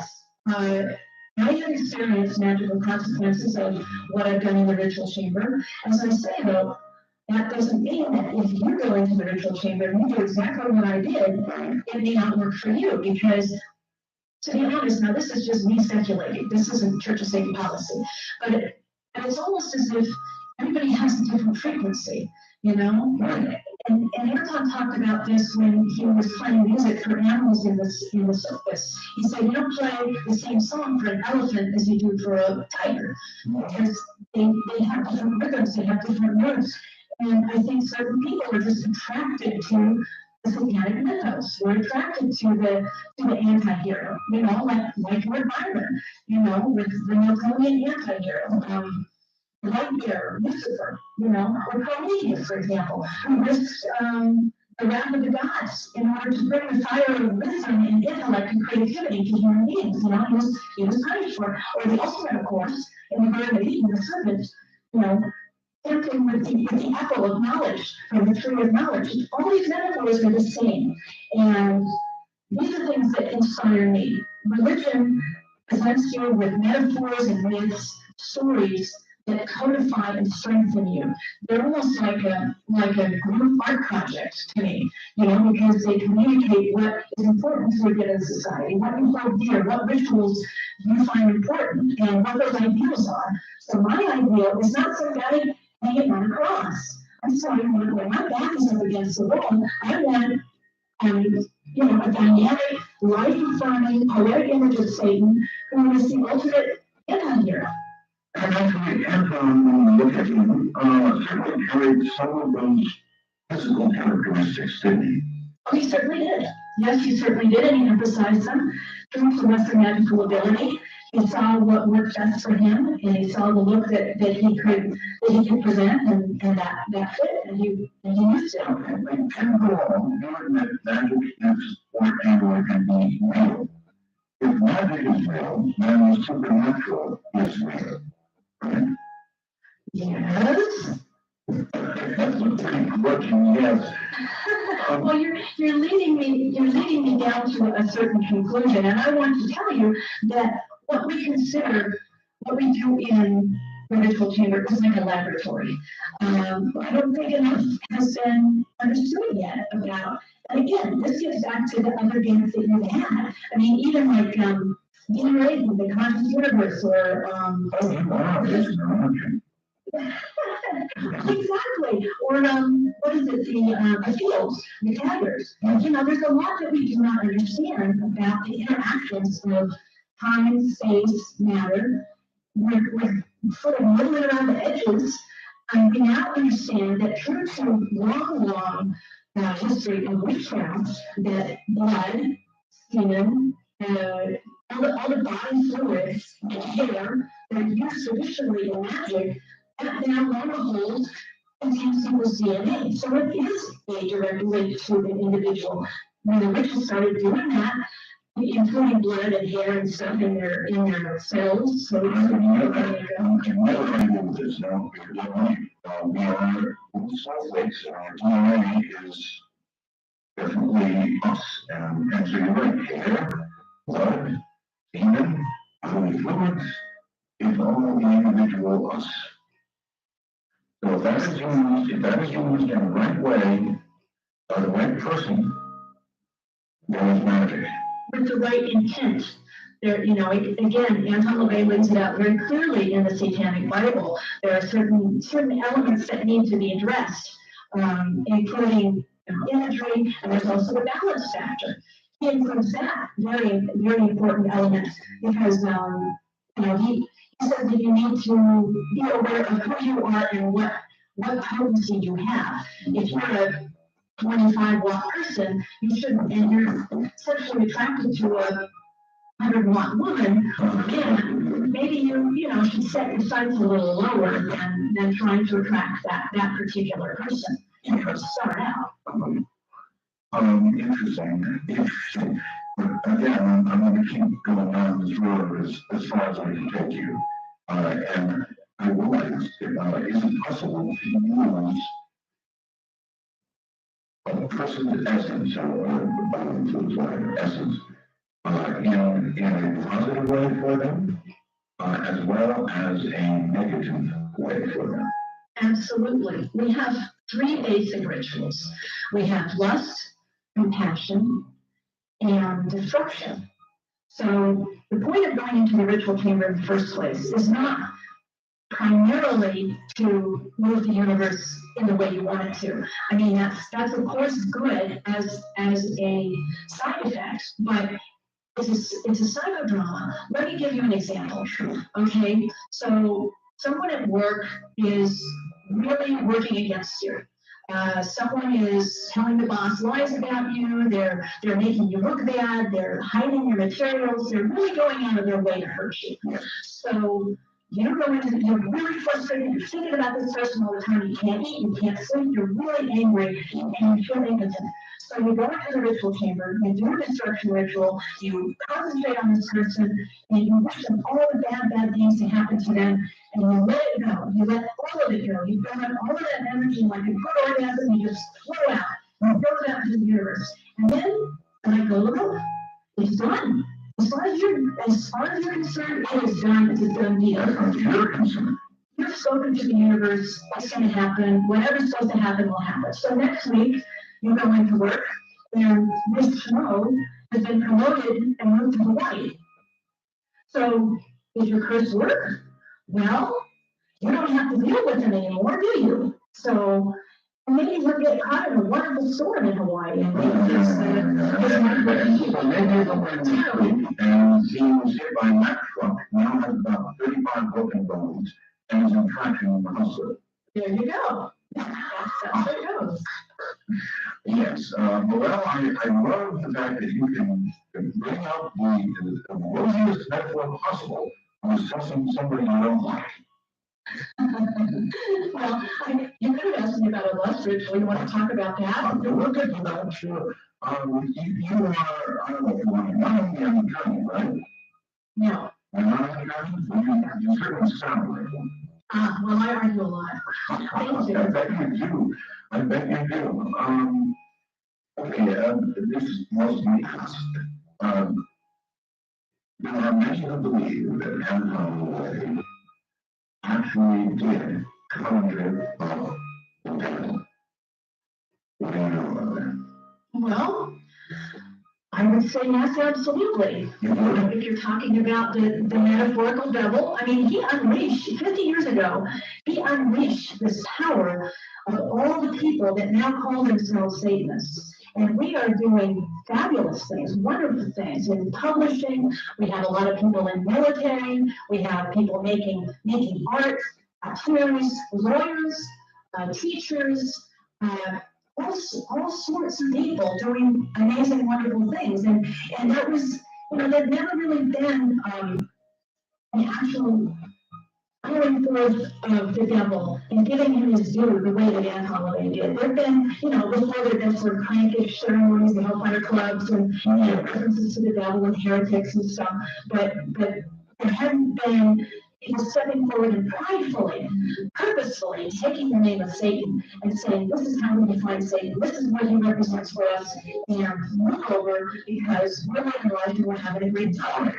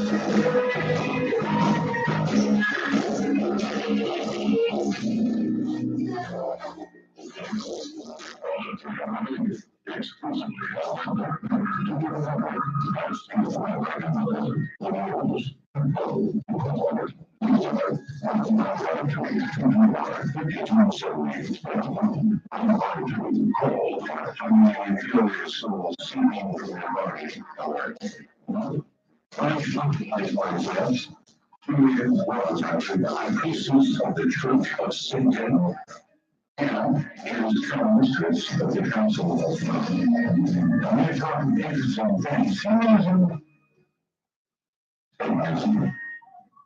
and magic.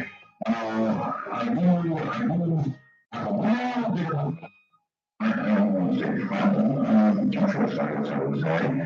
If you remember, magic is, if you describe something, that could easily be described by Dr. Evelyn McNeely. Now, Blanche, have you been a listener long enough to have heard Evelyn McNeely on the program? I sure have. I know there are a lot of Satanists out there that like to slap me about the head and shoulders for not knowing that it is. And she has described cells going after people, like when you try, the same with workers and one with and talking about how to work cells for passion, what that earlier. In other words, if you truly talk very much alike, you just mentioned Satan being virtually involved in the church and all. But other than that, you could have sound a lot alike. So obviously you didn't hear her because I promise you she had some would have remembered. But you know which? Yeah, I probably would. They use a lot of the same. I mean, the horned god is what they call a masculine figure, witches and Wiccans, essentially. I call myself a witch. I'm a satanic witch. So we use a lot of the techniques. We use lesser magic, which is manipulative magic to get what we want on a day-to-day basis, and we use lower magic, which is which is in the ritual chamber. But I think that there are a lot of people part company that are interested in magic, part company with Wicca or witchcraft as it is now portrayed. Now they're moving a little bit away from this, but they get on swingers about the word Satan. You know, they want to use the tools, but they don't want to align themselves with, with the bad guy. And if you're going to use the tools, then, our thought is we should give the credit where the credit's due. She was not awakened. She described herself as a spiritual warrior. Okay, well, that's good. A lot of people that talk that kind of talk and they're not Satanists, I don't understand why they're not a Satanist. It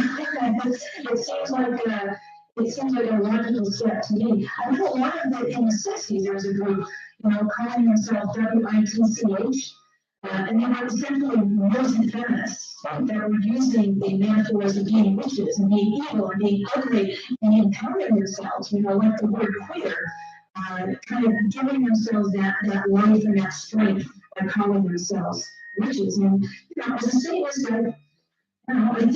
I think it's a little bit short of the mark. If you're going that far and you don't align yourself with, because we call ourselves Satanists for a lot of different reasons, as I've already explained, because most of the great thinkers, including up to Copernicus, Galileo, and more recent, people have always been called heretics and blasphemers. And so why don't you pridefully say, yes, I align myself with all that you consider evil, and I go to those dark places. I mean, I consider you a fellow traveler. You go to those dark places too. And you force people to expand their paradigms. You bring in speculation and provocation, and you make people, you say, okay, here it is. You think about this. I'm forcing you to confront this.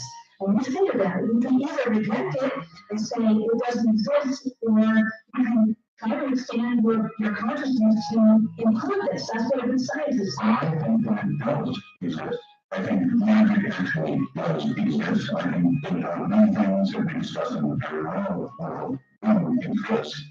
And what I don't understand is if you feel the same way, I know you do, how can that not lead you to a curiosity about the maker, the creator, and Satan?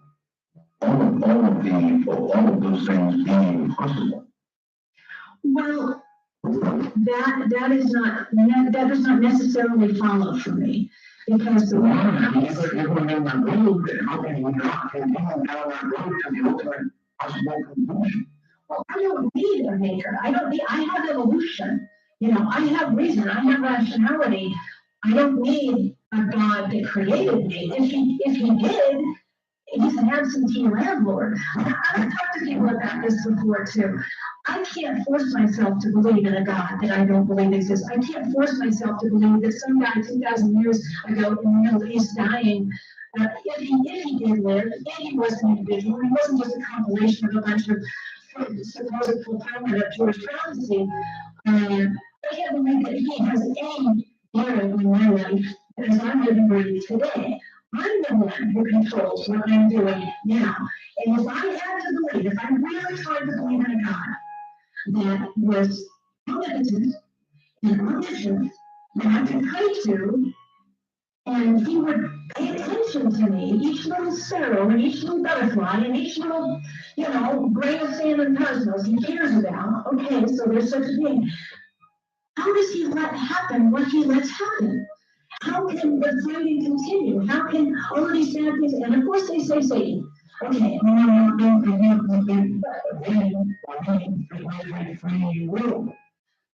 but let me continue just a minute. It would create such frustration and anger in me to believe in that kind of God. If I tried to, and I really tried to pray, and I really tried to understand, I would be on asylum.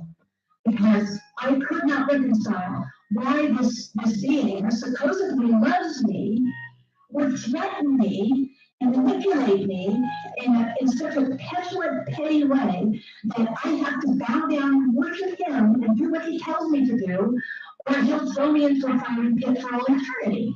I mean, what kind of love is that? And then, you know, I agree with a lot of that. I really do. But what about the whole concept of original creator? And then free will. We're down here and left to do what we're going to do, and our ultimate, of the down will depends on how we do. okay, so my free will tells me that I'm a representative of Satan. Because if that God created me with a brain, he wants me to have a scientific mind, a rational mind. He wants me to challenge. He wants me to be against self-deceit. And he doesn't want me to bow down and worship him. So I'm doing my job. I'm not killing anybody. I'm not stealing from anybody. I have a very sound base of ethics that I move from. I don't need a God who's going to threaten me or strong-arm me so I'll do the right thing. I do it because I live in a society where it's expected of me, and I want the same respect from my other fellow creatures. And so that's the contract. That's the social contract. That's what we're talking about. I don't hurt you. You don't hurt me. Every God's trying to do that. He's freed my mind. He's freed my will. He's inspired me. He's strengthened me. He is a guide for me in my life. The whole anti-heroic Miltonian attitude of even when your back is up against the wall, when you don't have anything else in you, even when you've been demonized and put upon and attacked mercilessly by the majority, you still are prideful and defiant and creative and driven. And that's where Satan leads me. And everyone has to go from their own, and use our good. Yes, he did. In my mind, he has let loose the gates of hell. There's a whole generation, 2 generations now, of people applying Satanism every day in their lives. And one of the reasons why I'm on your show is, well, 3 reasons. One, because you've got a wonderful show. And it's an honor and a pleasure to be on your show. But also, people are saying this all around the world now. It's a very popular philosophy, but a lot of times you don't even know when there's a Satanist working next to you, or teaching your children, or babysitting your parents, or you don't know that they're Satanists because it's not necessary for you to disclose that you're a Satanist. In our version of the world, if it does you no good to expose yourself, then don't do it. People are confused, they don't understand it, but I want people to know that if you find out that your coworker is a Satanist, that there's nothing for you to fear or get freaked out about. These are our ethics, these are our attitudes, these are our habits. We see to our own most of the time. We keep our nose out of your business. As long as you don't start preaching to me, I'm not going to preach to you. You're not going to find Satanists on the street corners handing out pamphlets or knocking on your door and waking you up at 7 o'clock in the morning on a Saturday or Sunday. We figure we want the information to be out there. That's what the church is saying is here for, is to continue to codify and clarify what Anton LaVey said. His ideas pure, finding the poetic and the rational parts of human beings. And if you're interested in it, you will seek us out. You will find out if it's the right thing. If it's not for you, that's fine. But if you know a Satanist, I don't want you to overreact and say, I want you to understand and be able to have an intelligent conversation with them. Just to be clear, your relationship with Anton LaVey was? It started out, I was working in in the office in San Francisco along with other people. And as I began to know him, I began taking notes. And he's an amazing raconteur. He tells jokes, he tells stories about his life and about the people that he'd known, and his lion and his leopard, and people that he'd known on the police force would come by and he'd talk with them. And I had extraordinary access. And I had a pencil and a tablet, and I started writing down some of these stories and some of the stuff that he was talking about, because I knew that he was an important historical man, he will be remembered, you know, many, many years from now, and what he was saying needed to be written down. So I wrote the biography, and we became more intimate. Our relationship changed, and that's why the new Secret Life of the Satanist is, the last few chapters are materially different than the first few chapters. The last chapters are much more, I hope I don't become too maudlin, or I hope I don't break down the image of who he was, but it's much more intimate portrait of him as a man and what he struggled through in the last years of his life and how productive he was at the same time. And so I want people to know the strength that he had, because he was undergoing physical challenges as well as the satanic panic and legal challenges, and he survived. He was strong and right up until the end. Was they coming after him legally because of what he said he was? No, because of personal reasons. But of course, you remember the satanic panic of the mid-80s to the 90s.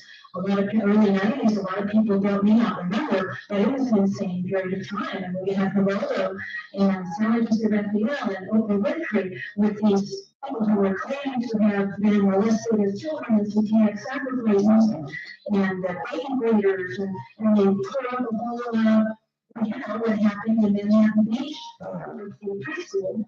And the FBI finally did a thorough search of everything and said there is no international satanic conspiracy. But this was only after at least two documents were introduced into state legislation to ban the practice of Satanism as a religion. And, you know, not Judaism, not Church of Christ, Satanism, which is a recognized religion in this country, recognized by in the Captain's Guide to Military Services, and they wanted to ban it as a practice. And Of course, wouldn't come out. no, of course not. And you know, there's a lot of weird stuff introduced into state legislature, but the fact that they felt that they could have the impetus to, you know, the backing to introduce it, was pretty scary. You know, it didn't go anywhere, but still. I guess it was scary, to be sure. It's like the communist court, right? And the people were, I mean, their lives were broken, they got fired from their jobs, they were going through divorces, and people lost their children, they had child protective custody coming in and taking their children away, just on accusations. And finally, I think the court system and the insurance companies got tired of paying these bills for these recovered memories and these supposed counselors that were behind so much of it. But it was a kind of suspicion, and the two elements that Dr. LeRae hated so much was that they would go on these shows, and instead of talking about real Satanism, they talk about some animal sacrifices or child sacrifices. And so the teenagers who were watching these shows and listening to this hysteria would say, "Oh, I want to be like, you know, a real Satanist." And so they would go off and maybe sacrifice a dog or something, and that would end up in the local papers. And Dr. LeRae loved animals. He had many wonderful animals that he had a great relationship with. And one of the tenets that he makes very clear in our satanic statements and in the satanic Bible is you would not hurt an animal or a child because they're the most natural magicians. And instead of waving the satanic Bible around in disgust and saying, "Oh, isn't this awful?" They wouldn't read the book and they wouldn't tell people that's what Satanism really represented. And he said, all these animals, if there are animals being hurt or killed in this fashion because of, they think that that's what real Satanists do, these animals should be placed on Oprah Winfrey's and Geraldo Rivera's doorsteps because they're the ones that are doing it, not us. They're the ones that are leading these people to do this. And he felt very sad about that aspect of it. I mean, once had a young lady on my show whose name was Patsy. So had to go in to trouble to take him. And she said that she would ensure that her daughter Islam would be taken by the government as well as yourself. Now, she wanted to call, and she began the call, and I went on to interview her in depth. But this gentleman right now, this gentleman Bessie, meant what she said. Now, I understand that is not what you told us about tonight, but how many taxis are out there? Well, there are people that use any number of contests for their disturbances. They create fantasies for, I mean, I'm not a psychoanalyst and I haven't talked to her, I don't know about her specifically, but, you know, I'm not qualified to pass judgment on her particular diagnosis, but I know people do a lot who want attention. And who, you know, they may feel even that they have a real pain or they have real memories or something, but usually it can be traced to something very specific, and it's a context that they need to put their pain in, and they need them. And you know, a counselor, they can actually help them not feed their fantasies, but actually help them move away from their fantasies into a productive life. What you said, and I'm listening to what you said very carefully, and that's what I'm saying, it's very difficult for me to distinguish between fact and fantasy. I think it's real.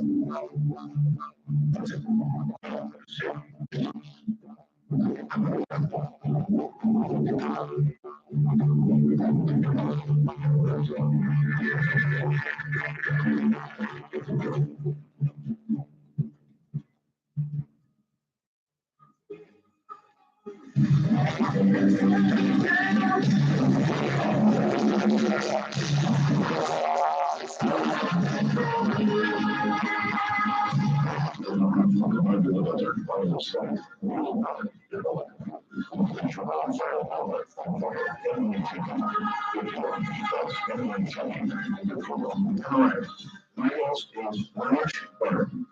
That's what I'm trying to do. She is the assistant manager. When I was now in charge of the council of the line, she was in one of days pregnant in life. I think that's probably a fair way to put it. And of course, you also have a child, now, is that correct? Yes, that's correct. Again, I'm certainly a little bit against that. Because on one hand, you sort of lay out signals as humanism. But then on the other hand, you'll go down that highway saying, well, yes, magic is certainly real, and much of the paranormal could be real, and certainly I will discuss a great deal of this. And that's the way you stop. You don't continue down that road. It seems to me once you embrace the paranormal and the fact that magic and real magic can be done, then you have to be looking at a power beyond human power. Okay, let's try this. Okay, we start from the position that humans are rational animals. We're animals. That's the seventh. You know, our foundational document is the ninth satanic statement, and the seventh, if I may, if you'll indulge me, Satan represents man as just another animal, sometimes better, and we're often worse, and there's a walk on all fours. Because of his divine spiritual and intellectual development, has become the most vicious animal of all. And you can see what's happening because of that viciousness to animals all around the world. So we're selfish, short-sighted creatures. But instead of just leaving it at that, I could be an atheist, or I could be a humanist, but there's a whole half of our brain that isn't addressed by atheism or humanism, because in Anton LaVey, for the first time in history, he reconciled the irreconcilable. He reconciled the poetry, the mystery, the magic of being a human being, of writing symphonies, of writing great literature, of having visions and creating great architecture, and love, relationships, all of these fantasies that are human, that are a big part of being human. So he fed that into sort of a pomp and mystery of satanic imagery, so that we can realize all the power within us.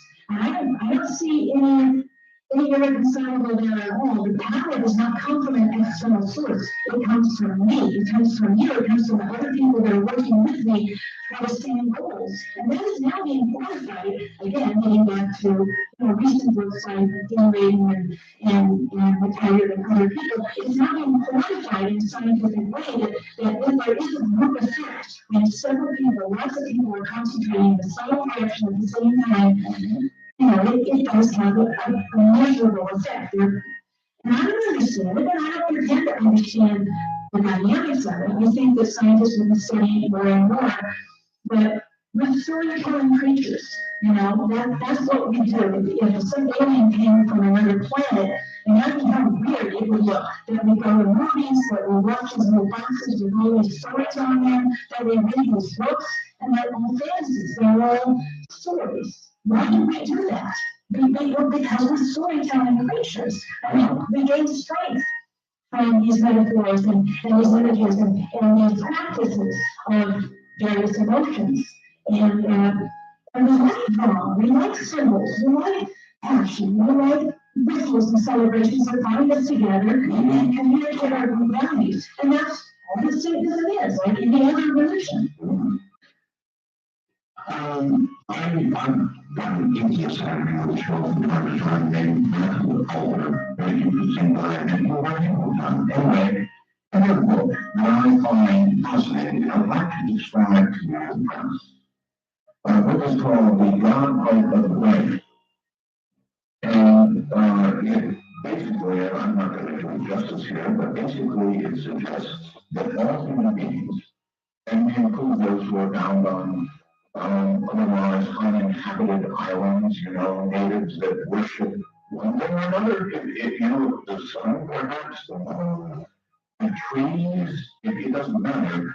That human beings are programmed by something with some part of our brain that demands that we worship something, that we believe in some sort of deity greater than ourselves, and who thinks that they will eventually identify that part of the brain that causes this. I wonder how you feel about that, because it is true. If you look around the world, just about everybody, worship something.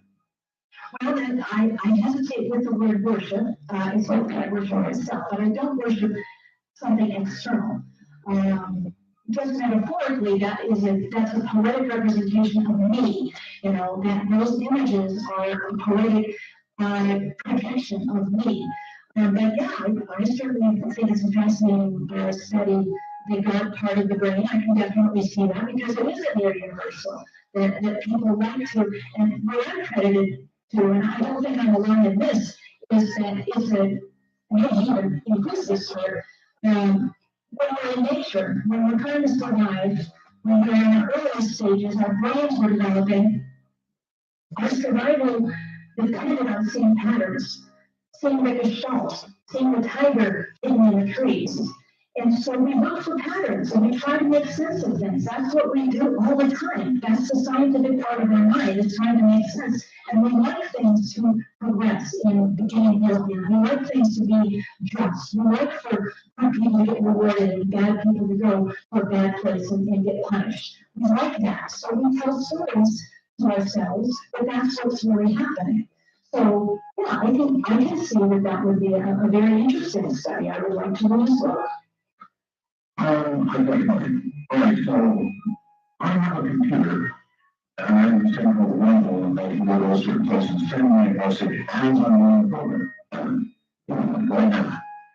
And before I read you anything, what would you imagine the response to your being on the program is? Oh, I think probably people are very happy to talk, to have a Satanist telling them exactly what Satanism really is. I would imagine, in my mind, that's the way I would like it to be. They say, oh, what an interesting young woman. I really enjoy hearing what Satanism really is. And now when I find out who my boss is and Satanist, I would be freaked out. That's probably it. Well, I would say it's more of a mixture. For example, oh my God, how can you do this? How can you put on this satanic crap? Click, goodbye. And somebody's scared. And then I got to, let's see, one in Indio, California, absolutely fantastic guest on a very intelligent woman, really enjoying this. So it's either love or hate, Blanche. Yeah, I can see that. People have that reaction to the Satanic Bible. Anton LaVey said that people will pick up his book and they'll read it and they'll either say, my God, I felt this way all my life, but I didn't know what to call myself. I guess I'm a Satanist. That's exactly the way I feel. Or they, throw the book across the room in disgust. It's one way or the other. And that's fine. That's great. That's what it should be. Call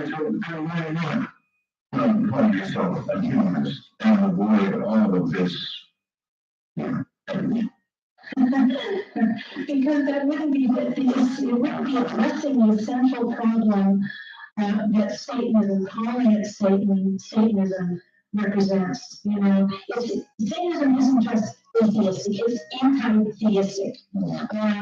It's not just a matter of, oh well, okay, so that works for them. Okay, that's fine. But it's not fine.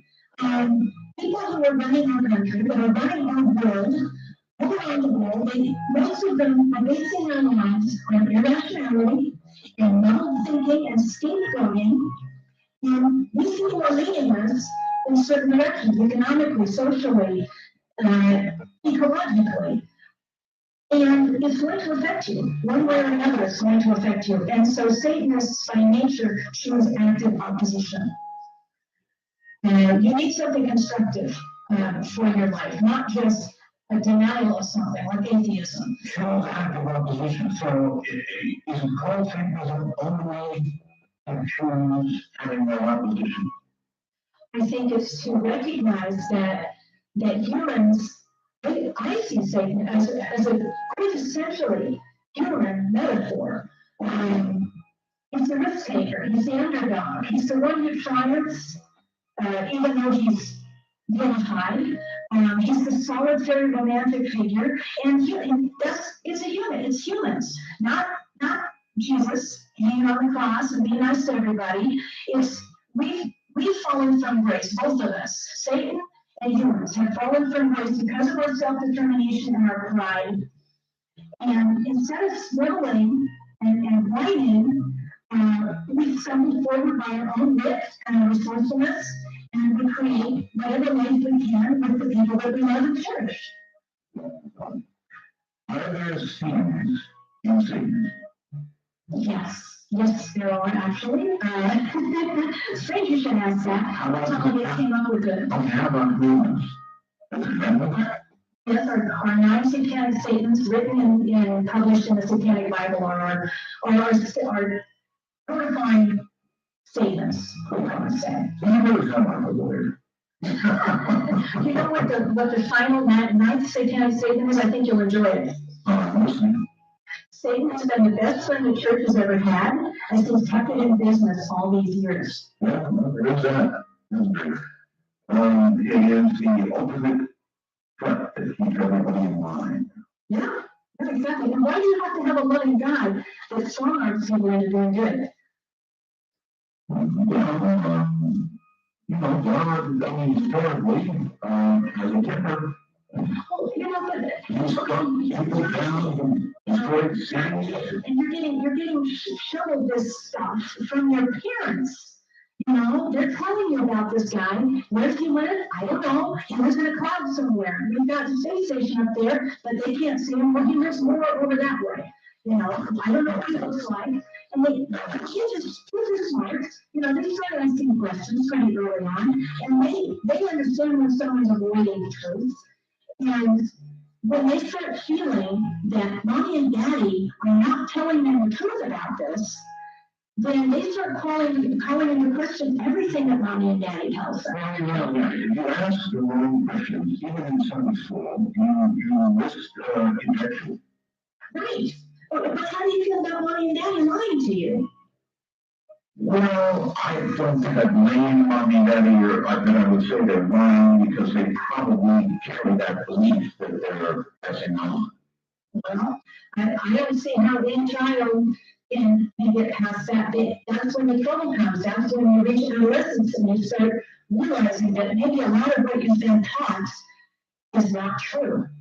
And all of those sacred values, maybe they're not real. And when you link ethics to the supernatural, that God tells you to do this, not because it's right or wrong, not because essentially it's good for civilization for you to make these decisions, but because some supernatural guy in with a long white beard is strong on you and threatening you if you don't do right, and that's not good for society. That's not a good structure. That's not a good foundation. It should be, because this is what is right for the world. This is how we bind together as a human race, If the world would suddenly embrace Satanism, do you think that there would be far less violence, killing, and we're seeing so much fun? For example, people walking in movie theaters and just shooting and then take their own life. Mm-hmm. That kind of stuff. Do you think that Satanism would calm some of this down?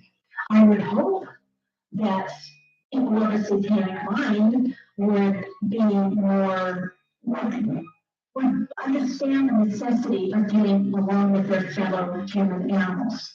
I wake up in the morning and I say, I will not kill someone today because I don't want to be killed. I can tolerate a lot. You have to remind yourself. I do, yes.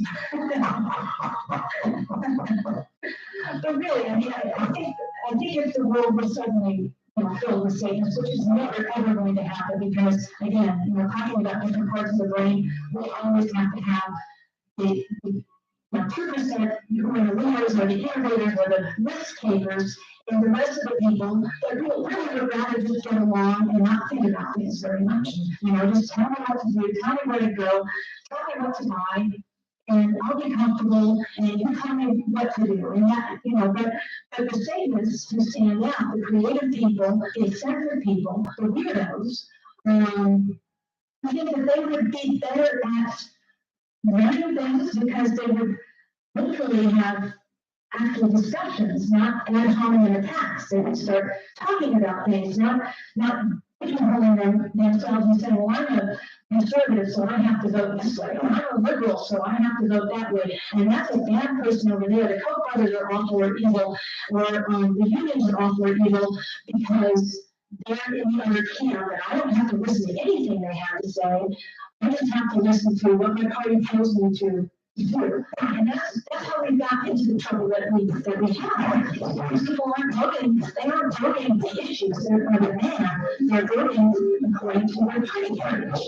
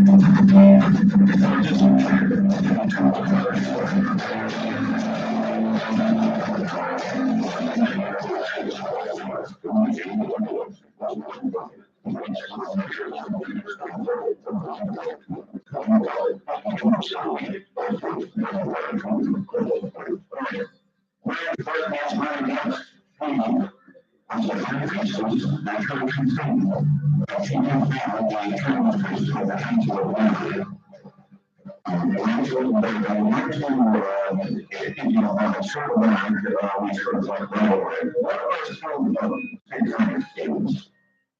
Yes, and it's the first one, you will not be surprised to know. The first one is stupidity. That's the top of the list. Because humans are, as I say, tend to be very short-sighted and selfish creatures. I'm in for selfishness, but when you are so short-sighted that you don't see the consequences of what you're doing, the long-term consequences to the earth and to the humans and the animals, then that's just being stupid. Yeah. And the second one is pretentiousness. It's posturing, it's very irritating. And we, you know, we always have the idea that if you're a satanic priest, you should be able to take the garbage out. You have to be able to come up with the goods ultimately. And he, you know, that's what made his philosophy so strong, what makes his philosophy so strong, because he's a very genuine person. Whenever he would start, we have someone come over, a lot of times they want to talk about Satanism. I don't want to talk about Satanism all the time. I want to talk about movies or cars or guns or music or characters. And people were not disappointed because it was a wonderful raconteur and a fabulous musician. So if you were truly to an evening of music with him, you walk away very happily. But he would say these things, and when he sounded a little bit pompous or pontifical, or as he perceived himself to be taking himself too seriously, he undercut it with a joke. He had a whole bucket full of jokes, and that was one of the books that I wish he had been able to put together before he passed away. Was a book of satanic parables, which would have been all of his favorite jokes. While we're on the subject, and I won't listen, but while we're on the subject, it now has been 50 years since the Church of Satan began, and 20 years since Anthony died in 97. So, an obvious question is, how's the church doing without anyone? Well, that's a very good question, actually, because we had no way of knowing. And he was the founder, he was the progenitor. Was this just a personality cult, or did he create a philosophy with legs that actually can stand on its own and lead people to greater interesting achievements and interesting things? And I think the answer is that we're doing great. We've got more members all the time. We've got more adherents all the time. We're being productive. We're getting things moving and shaking the world. Yeah, he was a very strong leader. How many possible times, I mean, obviously you are doing that in a sense of time, but I'm waiting that, you don't give a lot of time for this and handful, so how does the word get around? Well, it's the tradition of the left-hand path is that you have to seek it out. It's a singular path, and it's a dangerous path. And so there are a lot of imitators out there. There are progress along the road, but if you're drawn to Satanism and you like the metaphors and you wonder what you've heard of Satanism, if you find it intriguing, then we have the website, churchofsatan.com. It's a portal for all the activities that a lot of Satanists are doing right now around the world. And it's got a lot of materials on there for what Satanism is and isn't. It's a really dangerous time. It's a dangerous time, yes, it is. Because it's a singular path and it'll lead you as close as you can get to madness. What I mean by that is, if you are implicated with Satan's evil, Satanists are evil all your life, and you step into that world and you're not ready for it, then your very fear will act against you. You will conjure forth, because the whole idea is that we're focusing our energy on what we want to achieve. But you can undercut yourself. You can actually hurt yourself. And if you're feeling guilty or you're feeling afraid, or if there's any residual feelings, and this is purely psychological, this isn't magical, this is psychological. When someone is doing something that deep down inside they're conflicted about, you can manifest it physically with pain, aches, headaches, stomach upset, and drawing all kinds of things into your life. So it's not for everybody. As I said, it's a particular vibration that people find brings them joy, happiness, and inspiration. But if you don't find that in Satanism, run away and run away fast. And the Ouija board itself. Yes. Okay, I don't think the Ouija board per se is dangerous, but I had a very, very bad experience with one guy, will not discuss, and we're not publicly. I think that it is the intent of the users of that board that brings about some of the bad experiences that people have.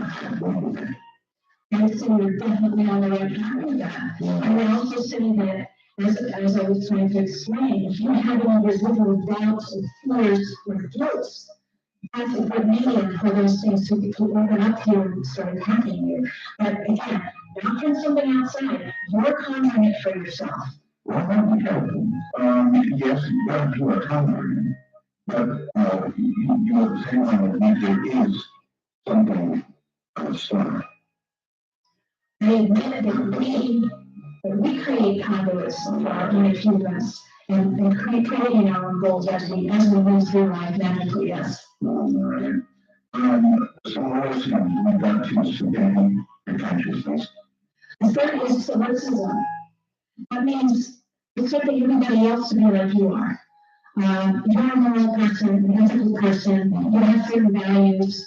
You're vulnerable to somebody that comes along and tries to steal your money because he doesn't have the same values. So he might give you a little line to try to convince you to part with your goods. So you have to get on board. That's the essence of solipsism. You have to be constantly vigilant and look for illusions that people are trying to, this is a Machiavellian. So, anything else that would catch your attention? Oh, let's see, self-deceit, her conformity, then the last one is lack of aesthetics. That's just a terrible sin. Lack of aesthetics. Yes. Well, it's part of lesser magic, really. It's a way of applying aesthetics. And again, it does evoke a certain magic.